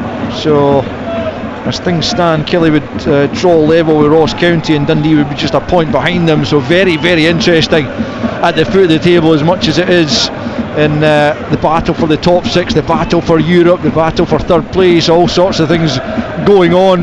But as I mentioned earlier, if this result stays as it is, then Celtic with a win tomorrow could then clinch the title at home to Kilmarnock next weekend, as Cadden comes forward and Hibs looking to stretch their own advantage here. Angle of the box, right hand side, stands up to the back post, no Hibs player waiting though, and it will stay in play. Tavernier collects it on the goal line, plays it forward for Barron. Barry Ferguson's got to be contemplating changes as Barron is dragged to the ground by Hoylett. He's going to go into the book here. I think that's as much for a couple of different challenges he's made as that one on its own. And Hoylett booked, and Rangers take the free kick quickly. Jefty trying to burrow his way forward, falls to Eagman, who's again had a quiet game. Barron gets out to Cherny, right hand side, who's been much more involved, swings it in looking for Dessers. It was a rather hanging ball that was pretty comfortably dealt with the Hibs defence. Jefty has it left hand side, a loose ball though for Diamondi, who does well to get there ahead of Triantis. Suter now back out to the left hand side, and now Raskin in the halfway line. Various options available to Barry Ferguson on the bench. Danilo, Hadji, Cortez even by Rami, as they look to try and unlock this Hibs defence.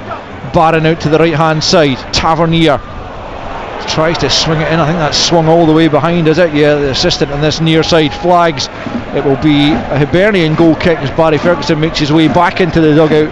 And I wouldn't be surprised if that's to discuss some changes, Ian, would you? Oh yeah, I think so. I mean, I really like Diamondi as a player, but he's just playing, he's going too high up the pitch too early.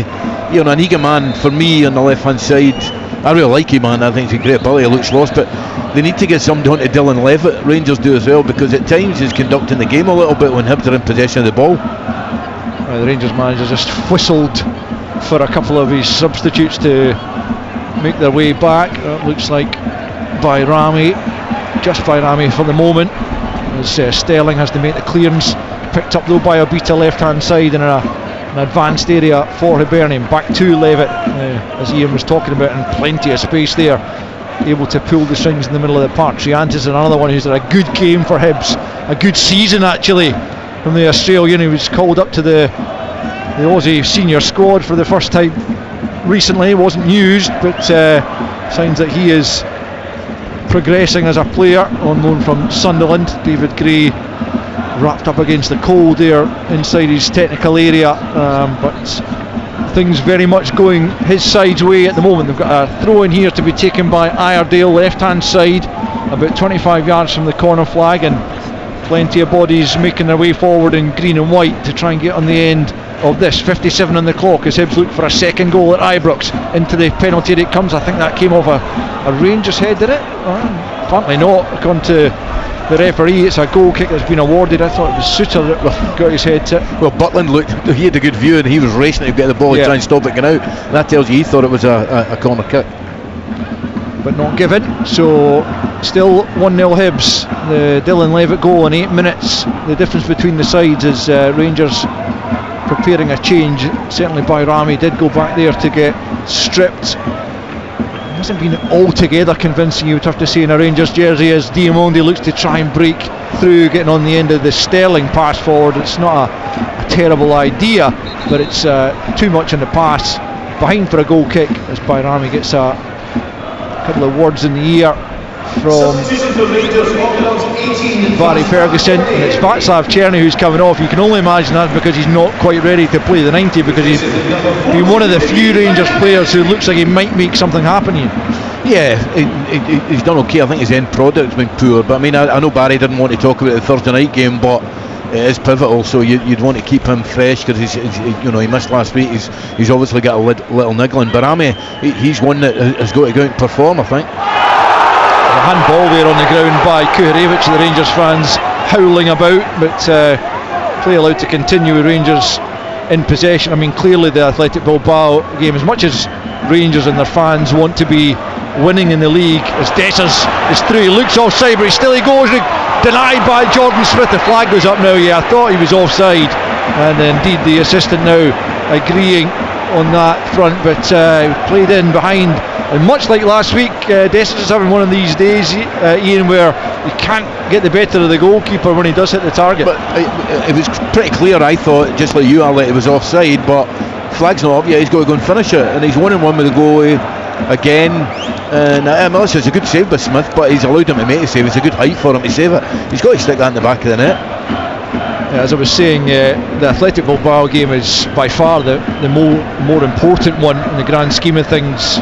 The league title for a long time has been out with Rangers' reach, whereas further progress in Europe would be outstanding work if they could manage it against a team of the calibre of Athletic Bilbao. Certainly a step up from Fenerbahce and most of the teams they've come up against so far.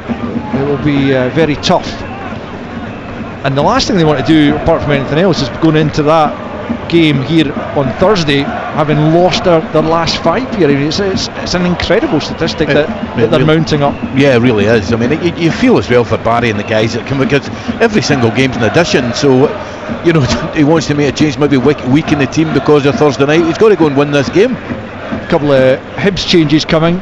Josh Campbell and Kieran Bowie preparing to come on, as Tavernier has it on the right hand side now. Bayrami takes over into Barron, right hand side of the box, low ball in. Bashiri at the near post just pokes it behind for a corner. It wasn't a great ball in from Barron. I don't think it was going to find a Rangers body, but Bashiri could easily have diverted that past his own keeper, but he did well to send it the right side of the post as far as he's concerned, and concede the corner on this right hand side, to be taken by Tavernier now that Černý is off. So this one will be the out swinger as Rangers look for an equaliser on the hour mark. Tavernier swings it in, it's met by Triantis at the near post and cleared away, and Jefty picks up possession at the edge of the centre circle, plays it to Barron back out to Tavernier right hand side. He'll go back into the centre circle to Jefty, and Jefty sends it out to the left to Igman, up against Miller here, running at the Australian fullback,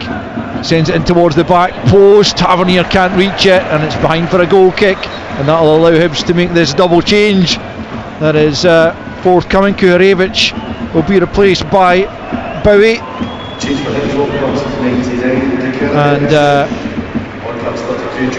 also coming off is going to be Junior Hoylett as Josh Campbell enters the fray. So two pretty decent players to bring on. It's not, you wouldn't say, going to weaken Hibs in any great sense, Ian? No, definitely no. I mean, I think you'll find Kieran Bowie, and I know him well, I've seen him many times. I think he'll be the one that'll become, the Hibs, the main focal point of their attacking time. And obviously Campbell, Hoylett's 34-35 now, played last week. He's been really effective this week again, but it's just a like for like replace different types of players, but able to play in the same position. Yeah, the 34-year-old, you're right, Hoylett departs, replaced by Josh Campbell, a decade younger, and Kieran Bowie, I haven't seen a massive amount of him, I have to admit, but what I have seen I've liked, and it does look like he'll be a good addition to the Hibs squad. Missed much of this season, of course, through injury, as Hibs come forward. I'm slightly wary of my notes. Well, there could have been a handball there by Tavernier. His last goalwards. Still the claims will go on. I think Tavernier's arm was close enough to his body that won't be given as a penalty, but it's certainly worth a claim from Hibs. It was. I think you're right. I think his arm was close enough to his body. But I tell you what, Campbell's still got to hit the target with a shot. Yeah, it's been checked. As Neil McCann has a word there with the fourth official about something or other. It just skipped off the turf, and yeah, no penalty. I think we've called that one accurately. But you're right, there was a chance beyond that for Josh Campbell. Maybe just fresh on the pitch, wasn't quite alert enough to be able to put that one on target, but it was half a chance at the very least. Yeah, definitely was. I mean, he's just got to strike through it, and maybe you're right, though, maybe it's just because he's on the pitch, but it fell really nicely, hit it in a half volley. It was only about 6-8 yards out in the angle. 63 on the clock, Rangers 0, Hibs 1. Hibs at the moment looking for a first victory here in over 6 years. As Cadden plays it forward, actually it's just over 7 years. Losing track of my calendar. It's a poor clearance there by Butland. He was looking for Jefte, and ultimately it's going to be a free kick to Rangers as Raskin goes down, and Martin Boyle's talked his way into the book there. I think that's for dissent. Certainly wasn't for the challenge. Rangers again haven't really troubled Jordan Smith. There's a ball over the top looking for Bayrami. Can he get in behind Bashiri? It's Bayrami on the left foot off the crossbar. Very, very unfortunate for the Albanian. He caught it really sweetly on the left foot just inside the penalty area, and he's really unlucky to see that come back off the woodwork. Just as I said, Rangers haven't troubled Jordan Smith in the second half. Yeah, a magnificent movement, magnificent strike. Just the wood. I thought it was going over the bar, and immediately it's just bounced off the top of the bar. Great hit from Bayrami. They've been trying that all day to try and get in beyond. Sometimes the Hibs backline's too deep to do it though. Jefte plays the ball off Cadden for a Rangers throw. It's picked up again by Bayrami, swings it in. Dessers can't get there, it's off the head of Iredale, and Cadden will go and try and keep that in. He knocks it down the right flank, picked up though by Diamonde, and into Barron. Back with Diamonde once more. He goes back to the halfway line. Barry Ferguson furious that the ball's not going forward. Here's Suter playing it to Diamonde and into Bayrami. Unfortunate not to have had the equaliser a moment or two ago. He just runs that one out of play. Good strength from Lewis Miller, as you said, Ian. He is a tremendous athlete, very strong, powerful runner. Yeah, he's a specimen. He's been really, really impressive today, I've got to say. Just like the back, all the back three of Hibernian. 65 played at Ibrox. You're listening to Sports Sound on BBC Radio Scotland, with Rangers a goal down to Hibernian, and Sterling stumbled, and then Boyle goes down as well, but Campbell's latched on. Campbell is in here. Can he make it 2-0? As Josh Campbell drags his shot wide, and Sterling what's the referee done here? It's gone back. I don't understand what the referee is actually given there. He's coming back and giving Rangers a free kick in the middle of the park. I don't think, and he allowed it to go in for the Hibernian chance. I think somebody's told him, one of the fourth officials, somebody told him it was a foul, and he's changed his decision. It's a bizarre one, that one. I didn't see a foul. I just thought Sterling slipped. Then Boyle seemed to maybe have been caught by Sterling as he slipped, and that allowed Josh Campbell to run in again. That's more than half a chance. That one, Campbell again failing to hit the target, but I still can't quite understand the game being called back for a free kick to Rangers.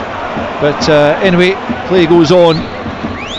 Hibs could have given himself a 2-goal advantage here, but it didn't look like it would have stood, judging by the ultimate decision by the officials here. But still 1-0 then to the visitors.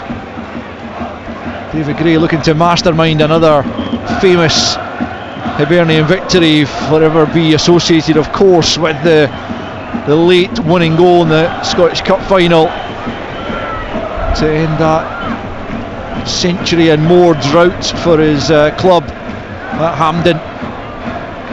As Jefte has it left hand side into Egeman, but 30 yards from goal. He can't find a pass. Good challenge from Suter to win it back from Boyle, then plays it out to the left hand side. Jefty into Diamondi inside the box. Can he get the shot away? Blocked by Bashiri. Breaks through Jefty once more, away by Iredale this time. Terrific defending from Hibs. Last ditch stuff at times, but they're holding Rangers out as Tavernier tries to play it back into the box. Knocked away once again, this time by Triantis. Rangers will pick up through by Rami. Stands in the ball, and that allows Campbell to step in and get it to Obita, and Obita's found a way through the Rangers defence, and Boyle's in. Boyle up against Butland to score. Hibs have scored once more, but a flag is up against Boyle. Well, I didn't reckon he was offside, I have to say, at first glance, but the assistant has his flag up to deny Hibs that second goal. But it looked like the ball forward from Obita had just split the Rangers defence in two. Boyle latches onto it, slots it past Butland, but the flag for the moment, as it's checked by VAR, denies Boyle. Ian, your own take? I thought he was just offside. I think it's really, really tight though. You know, when it came in, he looked about 5 yards offside, but the pass had travelled quite a distance. So I think it's really tight, but I think it's probably just offside. Well, Rangers defence, if they've got this right, and you have to say it's good defending if they're holding their line sufficiently, but very much taking a chance against the pace of Martin Boyle as we await the decision, which has not come quickly, so that would suggest that Ian's right about it being tight. Kevin Clancy looking at it as the two sets of coaching teams exchange opinions on the matter. Rangers preparing to take the free kick that they are hoping is going to be awarded. We've played almost 25 minutes of this second period, still Rangers 0, Hibs 1, but is it going to be Hibs 2? We await the decision of Kevin Clancy in the VAR room and drawing the lines to determine whether Martin Boyle was offside as he ran through on goal there to score what would have been his 16th goal of the season. Still we await that decision. You say it must be tight given the length of time this has taken. It was, you know, and Al, it was nothing about them trying to hold the line. I mean, that was just here we go. It's a goal! It's a goal. Martin Boyle was onside, and he has given Hibernian a 2-goal advantage. Rangers sliced apart by an Obita ball forward, and Hibs go and celebrate with their fans over on the far side, and well they might. The inquisition goes on, the Rangers backline, John Suter and James Tavernier exchanging words, but Rangers yet again trail by 2-0. It is quite incredible, and for only the second time in their history they've conceded 2 or more in consecutive league games for 6 games in a row, and they have it all to do here at Ibrox. It's brilliant stuff for Hibs, you'd have to say, who are on course for a long overdue victory at Ibrox. 71 minutes played. It is Rangers 0, Hibernian 2. I tell you, my take on it is as well, the Hibs players don't look as if they think, oh goodness me, we're winning 2-0 at Ibrox. I think they feel they're coming here and they're going to win. I just think it looks like Hibernian are a team, look like a team. Rangers look like a lot of players that are good footballers, not quite got a structure, whereas Hibs, obviously David Grace had them all season. He's banged the stuff into them, and they're looking like a real team for me. It's going to be a free kick to Rangers, who once again have to come back from 2 goals down. It has been the case all so often as Danilo prepares to come on for Rangers, but it's quite incredible the amount of times that they have had to come back from 2-0 down in recent weeks. But that's exactly what has to happen. They managed it at Dens last weekend, but Hibs are a different proposition as Egeman pokes it out to the left hand side. Jefty will get it as Danilo gets some instructions from Billy Dodds down there. It's been another poor performance really, all things told. We said in the first half that it wasn't terrible. Boyle's definitely offside this time as Campbell threads him through. He's in on goal, he's going to be allowed to continue. He's batted away by Butland. The flag doesn't go up this time. Well, the assistant referee who got it wrong for the Boyle goal, I think has got it wrong again by keeping his flag down, and so play allowed to continue as Hibernian come forward once again. If he had beaten the keeper again, that would have gone to VAR, and I think he would have been called off on that occasion. But here they come as it's sent into the penalty area. It comes off Dujon Sterling. It'll be a Hibs corner, and what is that, a couple of thousand or so Hibs fans across in that corner, and they're absolutely delirious. Yeah, absolutely, and Rascan's having a go at Jefty because the back four stepped out and Jefty's lying 3 yards behind them. No wonder the Hibs players on side on that occasion. I don't think I told you that the second Kilmarnock goal was scored by Joe Wright. That was a while back, but they do lead by 2-0 against Motherwell, just as Hibernian lead by 2-0 here at Ibrox, adding to the relative misery of the Rangers fans this season. You can already tell that a number of headed for the exits once again, particularly in that Broomlin Road stand that Hibs are attacking right now as Boyle swings it in, headed away by Eagman at the near post, and breaks to Obita, who will gladly take the assist for the Boyle goal. Boyle notching his 11th Premiership goal of the season, far and away Hibs top marksman this season, and all told that is 95 in his Hibs career. I'd like to see it back, Al, the pass from Obita. I'm not sure it was a pass. I thought it may have been a clearance, but I might be wrong. Either way, the Rangers defence didn't deal with it at all well. I mean, they were all at sea. If they were trying to play offside, as I said, if it had been called off, you would have to say they did really well, but ultimately, as he was played on, then it's got to go down as really bad defending, as Diamonde is going to be replaced here. He hasn't had his most influential game in the midfield, and he's gone off on the far side, and that allows the Brazilian Danilo to come on up front alongside Dessers. Just a few instructions there as to how exactly they're going to line up. He looks like he's going out to the left hand side by Rami in the 10, Eagman on the right hand side, and Dessers still up front on his own in the 4-2-3-1.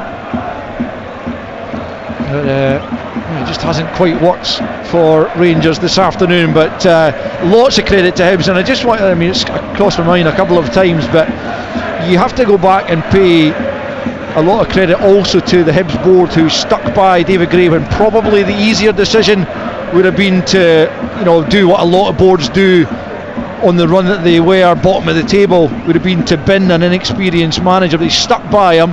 They believed in what had earned him the job in the first instance, and boy, it's paying off right now. Yeah, it has. I mean, I think Marky Mackay deserves a lot of credit, because these guys will be seeing what's going on behind scenes, how hard the players are working, how hard David's working, and listen, it's come up trumps for them thus far, because they're having since the 10-15 games, they've been absolutely terrific. Tavernier plays it forward again, looking for the ball over the top. It's pretty comfortably dealt with, and Hibs come forward once more, and you have to say that despite Rangers' dominance of the ball, as Butland plays a poor clearance again, it's picked up by Campbell. Hibs are deserving of their advantage here. Yeah, I mean, whether it's a 2-0 game, I'm not sure about that, but they certainly, I mean, if one team deserves to be winning, Rangers have had chances in the first half, Al, they've hit the bar, but you know what, you can't say Hibernian don't deserve to be ahead. Josh Campbell booked as he and Rascan point the fingers at each other, but he then knocked the ball out of Rascan's hand, and I think that's what he was shown the yellow card for. But I mean, clearly the frustrations among the Rangers players are growing by the minute. They know they're not doing their job correctly. 50,922 inside Ibrox at one stage, certainly not now. It's emptying as every second passes. Certainly the Hibs fans aren't making their way towards the exits as they head for a 16th league game unbeaten, and it's a massive day, because I think a lot of people were looking at this day as a big day for Aberdeen, as Danilo brings Rangers forward. We can't link with Dessers. A big day for Aberdeen in the sense that they were hoping to beat Ross County and hope that Hibs would drop points here, but although Aberdeen are holding up their end of the bargain at the moment, leading by a goal to nil, Hibs are winning 2-0 here at Ibrox, and as things stand will stay a point above Aberdeen in the race for third place. Here's Bayrami, whose effort off the crossbar looks now that Hibs have gone on and got that second goal, even more unfortunate. Eagman, right hand side, swings it in. Dessers gets on the end of it, can't get the shot really on target as Iredale sweeps it away. Hibs bring it forward and magnificent pass from Levitt. Yeah, it was a lovely pass from Levitt to Campbell, and he plays it forward now for Bowie up against Sterling. It's played off Sterling, and Hibs will have the throw in. 12 minutes left, and I know we said this at Dens, Ian, that you didn't really see Rangers getting back into it, but I don't see Rangers getting back into this. No, at Dens you always thought either team could have scored every time they went up the pitch. Rangers Dessers had chances in the first half. He's had one this half. Barami should have good, but I don't have the feeling they're going to score. Falkirk well on their way to the championship title, leading Morton by 5-0 at home, and it looks very much like they will be rejoining the top flight for a first time in a long time. Ian, a club you'll still hold pretty close to your heart, I imagine. Yeah. Your times there, and a long overdue return for them. Yeah, listen, great club. I played there and I managed there, and John back-to-back promotion. They were in the doldrums for I think they were in League One for about 5 years. Yeah. So a terrific achievement, and they are the best team in the championship. They are a right good side. Here's Eagman for Rangers, right hand side, clips it to the back post, Danilo's there, helps it back into the middle, header there from Tavernier, and Dessers couldn't get on the end of it. The fans behind the goal screaming for a penalty. I'm assuming they feel there was a shove there in the back of Dessers as he tried to get on the end of it. The referee is unmoved by those claims. Dessers also indicating there was a shove, and again Kevin Clancy, the VAR, will have a look at it. I must say from our viewpoint, Ian, I didn't see anything wrong with it. No, I think he's got to score. I think he's got to be more dynamic and get on the end of it. I don't think it's a penalty kick. Yeah, I tell you what, I think Bashiri, Iredale, Miller weren't happy with him. I think they're thinking it's a dive. He's thrown himself onto the ground. Yeah. Well, again, the ball hasn't gone dead yet, so we're not entirely sure quite what will come of that, if anything, but it will certainly, as an incident inside the penalty area, be checked by the VAR as Eagman picks up and steps away from his marker and then tries to link with Raskan, who couldn't collect it. Again, Dessers has gone down off the ball this time at the edge of the penalty area. The goal kick is awarded, and with 10 minutes to play, I'm just seeing if the referee's going to delay at all for a continuing check, but it doesn't appear so. I think the Dessers penalty claim has been one that doesn't have any great merit, and with just under 10 to play of the 90, it's still Rangers 0, Hibernian 2.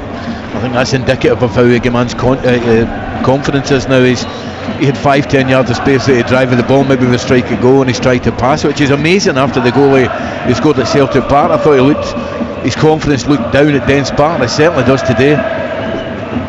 Suter gets his head to the ball at the edge of his own area, heads it out to this right hand side to Tavernier, up to Eagman just inside the Hibs half, plays it infield. He was fouled as he tried to do so by Obita, and Rangers will have the free kick taken from the wrong place, and so it'll be retaken just inside the Hibs half. Tavernier back the way to Sterling, and well, this is not a performance, indeed result, or the way it's looking right now, the scoreline at least, that's going to add any weight to calls for Barry Ferguson and co to get the job full time. Tavernier into the area, and Smith get a glove to that, I think he did, and it's going to go over for a corner kick on the far side as Tavernier's ball into the box was just clawed behind by Jordan Smith, who hasn't been overworked, you would have to say, over the course of the afternoon. No, it hasn't. I mean, I had one good save in the first half from Dessers. Other than that, it's just been poor finishing on the rare occasions that Rangers have had chances.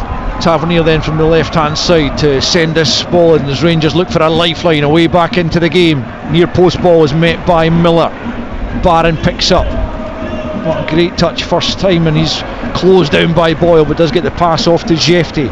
Jefty will bring it forward. It's closed down by the man who opened the goal scoring, Dylan Levitt. Back out to Tavernier, left hand side, into the area it goes, beats everyone, claims for handball, comes to Danilo, that's blocked. Raskan goes for goal, that's blocked by Bashiri, who's been terrific inside his own 6-yard box. Again, Don Robertson just asking for a delay here as the check for handball is made. Again, I didn't see that clearly enough, but certainly that was a claim. It's been checked by Kevin Clancy as Martin Boyle is down, and there's going to be a couple of Hibs changes as Dwight Gale and Nathan Mariah Welsh prepares to come on. I wouldn't be too surprised if Boyle, who's down just now, is one of those replaced. Yeah, I mean, there was certainly a big claim for a handball as the ball came into the Hibernian box, but it was all happening too quickly for me to really see one way or the other whether there was anything in it, as the Hibs medical team will be no penalty is the decision, as Dylan Levitt's going to be replaced here. Having opened the scoring, he's going to come off and be replaced by Mariah Welsh, and Boyle will also make way. So the 2 goal scorers coming off as Mariah Welsh and Gale come on, and with just over 6 minutes to play, Ian, it very much looks like Hibernian are heading for a victory here at Ibrox. Yeah, and listen, Mark Boyle's worked his socks off. Dylan Levitt for me has been as good as anybody on the pitch. Again, it was just heroic defending from Hibs here, and I'm saying that as if the Hibs have defended all the front at times, but you just get the feeling it's going to be Hibs' day, because there was 2 or 3 little bobbling about the box here for Rangers. Raskan had a good strike, but it was Bashiri again in the front area to clear the danger. So it's simply going to be a Rangers throw in to restart play midway inside the Hibs half, left hand side, back from Jefty to Suter, and now Sterling. A lot of decisions for Barry Ferguson to make ahead of Thursday as to how to pick his side up from this, how to somehow engineer a winning performance against Athletic Bilbao from a performance that's kind of lacking in finishing as this one has been, as Tavernier tries to clip it forward again. It's a ball that really hasn't worked all afternoon for Rangers, as Raskan has it right hand side here, plays it to Eagman. Midway inside the Hibs half, Tavernier into the feet of Danilo, lays it back to Bayrami. Bayrami 25 yards from goal, out to the left hand side for Jefty on the angle of the box, up against Cadden, looking for options, onto the right foot, tries to swing his boot at it, and the effort at goal, but it was a tame one. It was easily blocked as it's made its way out to the right hand side now to Eagman, the Moroccan. Low ball in, Raskan picks up inside the penalty area, tries to get it back to Eagman, but it's straight behind for a goal kick. Barry Ferguson down there really can't believe what he's seeing, and certainly barring some sort of miraculous comeback in the closing minutes here, Rangers look destined for a 5th consecutive defeat at Ibrox. They do that, and you were mentioning Thursday night, they're going to that game without John Suter, who for me is a class act, and he's the one, anyway in my opinion, he's the one proper defender they've got, so that's a worry. No, Hibernian developed all the plaudits. Rangers have had their moments. I don't think they've been as poor as in some of the games I was here, maybe the St Mirren game or the Motherwell game, but toothless, just toothless, and you can't go, you've got to make sure when you get chances here at Ibrox that you've got to put the ball in the net. Martin Boyle's had one good chance, clinical, back of the net. 4 to play, Rangers 0, Hibernian 2. Catch the highlights on Sports Scene tonight, 7:15 on the BBC One, BBC Scotland channel, beg your pardon, and I'm pretty sure there'll be a large contingent in Leith tuning in for that one as Mariah Welsh brings Hibs forward on the right hand side. Now it's Cadden. Mariah Welsh picks up once more, tracked by Raskan, just tries to play it in, maybe trying to play it off Raskan for a corner, doesn't work as Barron plays it back to Butland, who just manages to get it away to Tavernier before he was closed down there by Gale, I think it was, who was closest to him. Rangers just getting away with that. It was a pretty unwise pass from Barron. He's now been dispossessed in the middle of the park, and Hibs come forward again, left hand side. Now Triantis, who's been terrific in the Hibs midfield, holding up and holding on to possession, which is all Hibs have to do in these closing minutes here at Ibrox to see out the victory, and then a 7-year wait for a victory over Rangers as the ball's played back to Butland. Clears it over the halfway line, and Dessers this time gets the decision, dragged to the ground there by Iredale. There hasn't been a poor performer in that Hibs backline, and a couple of late changes coming here. Hadji and Curtis coming on, but you do feel it's too little too late as Eagman and Dessers make way, but very little time here for these two players, two substitutes, to make an impact, Ian. Yeah, absolutely, and you know you're taking Dessers, Eagman on who should be your goal scorers, but I think Barry and his staff have got to try something,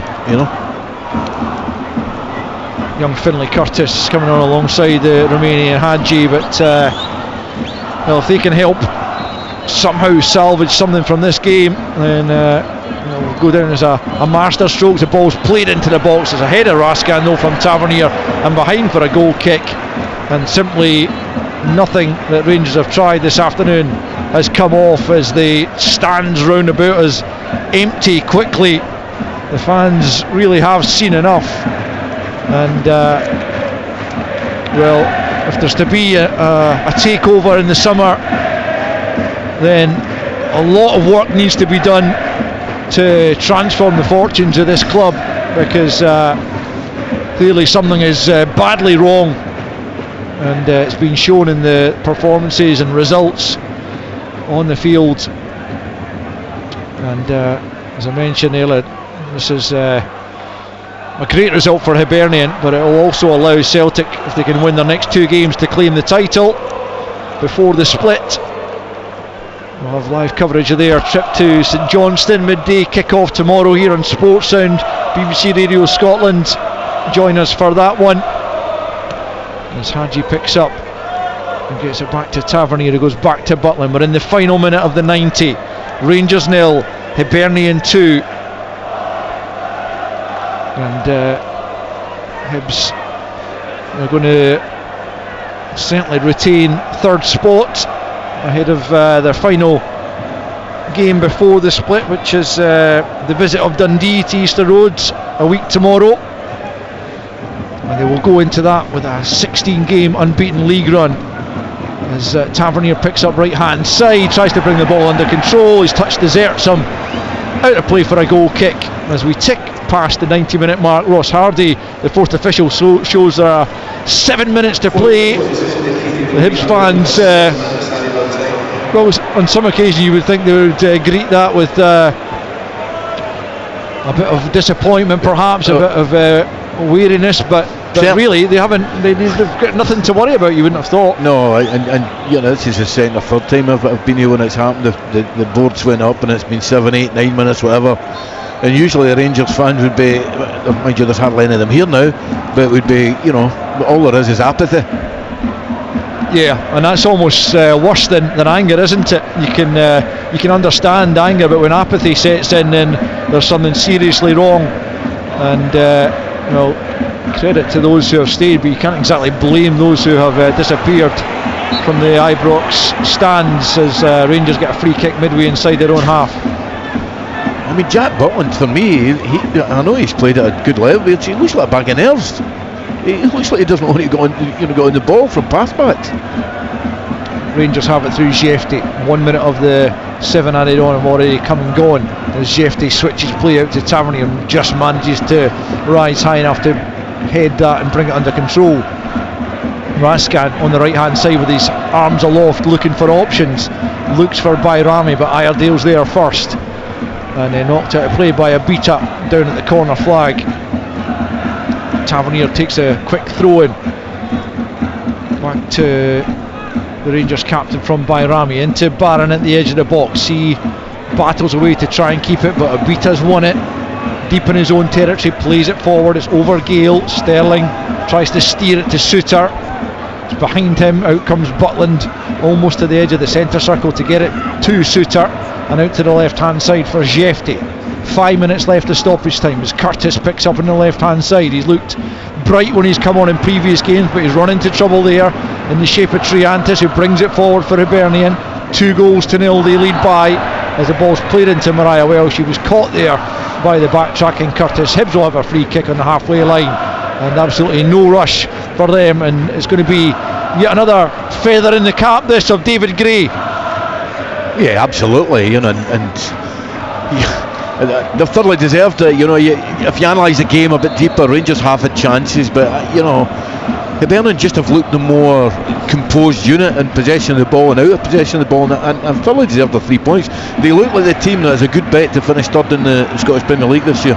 Very much so. At this stage, you wouldn't bet against it. There's going to be a late change for Hibs, and it's going to be Warren O'Hara coming on to replace Chris Carron. I guess that will mean Lewis Miller just goes out to right wing back for the final few minutes, with O'Hara stepping into the back three, and Carron goes off on the far side and takes the acclaim of the Hibs fans there, and soon he and all his teammates will get another chance to go back over to that far corner and lap it up, because they are destined for the 3 points here, with just 4 minutes, less than 4 minutes of added on time left to play. Hibs leading by 2-0. Down in the corner in front of those Hibs fans, Hibs looking to hold on to possession, Rangers trying to rob it from them. They've won themselves a throw-in on the left hand side down near their own corner flag, Rangers, to be taken by Jefte. More questions than answers certainly arising from this for Rangers as they prepare for a huge Europa League quarter-final on Thursday night here against Athletic Bilbao. We'll have live commentary of that one as well here on Sports Sound, but at the moment it's difficult to see how Rangers navigate their way through that tie. Well, it's looking like, you know, they need to get a draw or win it. I mean, if they get beat on Thursday night to 6 games at home in a row at Ibrox Stadium, that's utterly bizarre, to lose 6 in a row. Rangers have a free kick deep in their own half, but I mean, it's really a case of just looking for the final whistle here. There's absolutely no chance that Rangers are going to get a couple of goals back. Ibrox Stadium is virtually empty already. There's only a select band of fans have stayed for the final misery of the full-time whistle, which in some ways will put them out their misery. Barry Ferguson must be scratching his head. How can the team that goes to Celtic Park and wins 3-2 and plays, particularly in the opening 45, really well, goes to Istanbul and beats Fenerbahce 3-1, how are they capable of turning in performances? Well, they had more chance to go in the counter-attack. I mean, I think today as well, though. I mean, Hibs have. I mean, it's been without the ball. They've been 5-4-1, almost 5-4-1. But I tell you what, when they've been able to get up the pitch again, they've flooded bodies forward, and they've done it at pace. You know, their second goal was like that. But they are better at Rangers when, I know it seems like a really easy thing to say, but they're better when teams are sitting in against them. Sorry, when teams are trying to press and they've got more of the ball. They're better when it breaks down and they can get at teams. All their best performances have come in games like that. Sure. No, you say Hibs have got the balance just right. They've sat in when required, but they've got forward to great effect as Rangers take a free kick into the Hibs penalty area. Comes out to Bayrami, right hand side, stands up to the back post. Hibs again keeping them out. Hadji's kept it in on that left hand side, trying to get the ball back into the danger area. Hibs desperate to keep a clean sheet and hold on to the 2-goal victory, and it's played back in but behind for a goal kick, and Hibernian edging ever closer to the 3 points. 96.5 minutes on the clock, and it's Rangers 0, Hibernian 2. Listen, I think they are worth it. I think they're well worth it. I mean, you know, when you analyse it a little bit deeper, Rangers could have, Cyril Dessers had another 3 or 4 chances today, but Hibs, for me anyway, deserve their win. Yeah, they've defended brilliantly as much as anything. Yeah, Dessers has had a couple of chances, and Bayrami had that one that he rattled off the crossbar. Could have been a different outcome had he managed to just steer that under the crossbar instead, but yeah, all the credit from this 90 plus minutes has to go the way of David Gray and Hibs, and they are about to celebrate the victory here in Ibrox. Those who have remained in the Rangers end boo the team off, but it's Hibs who celebrate the couple of thousand fans away on that far side justifiably delighted by the end of a 7-year wait for the 3 points at Ibrox Stadium, and it was very, very good value for it. Goals in either half from Dylan Levitt and then Martin Boyle in the second period can sign Rangers to a 5th consecutive defeat at home, and Hibernian stretch their unbeaten run in the league to 16 games, retain their 3rd place in the Premiership, and the good feeling in green and white in the Hibernian ranks just goes on, and they will rightfully go across and take the acclaim post-match of their travelling supporters, who at long last are able to come to Ibrox and celebrate a victory. The scratching of heads at Ibrox will go on as they wonder how to put things right, but it's gone drastically wrong for them yet again here at home. But Hibernian will take the plaudits, and rightly so. It finishes at Ibrox. Rangers 0, Hibernian 2.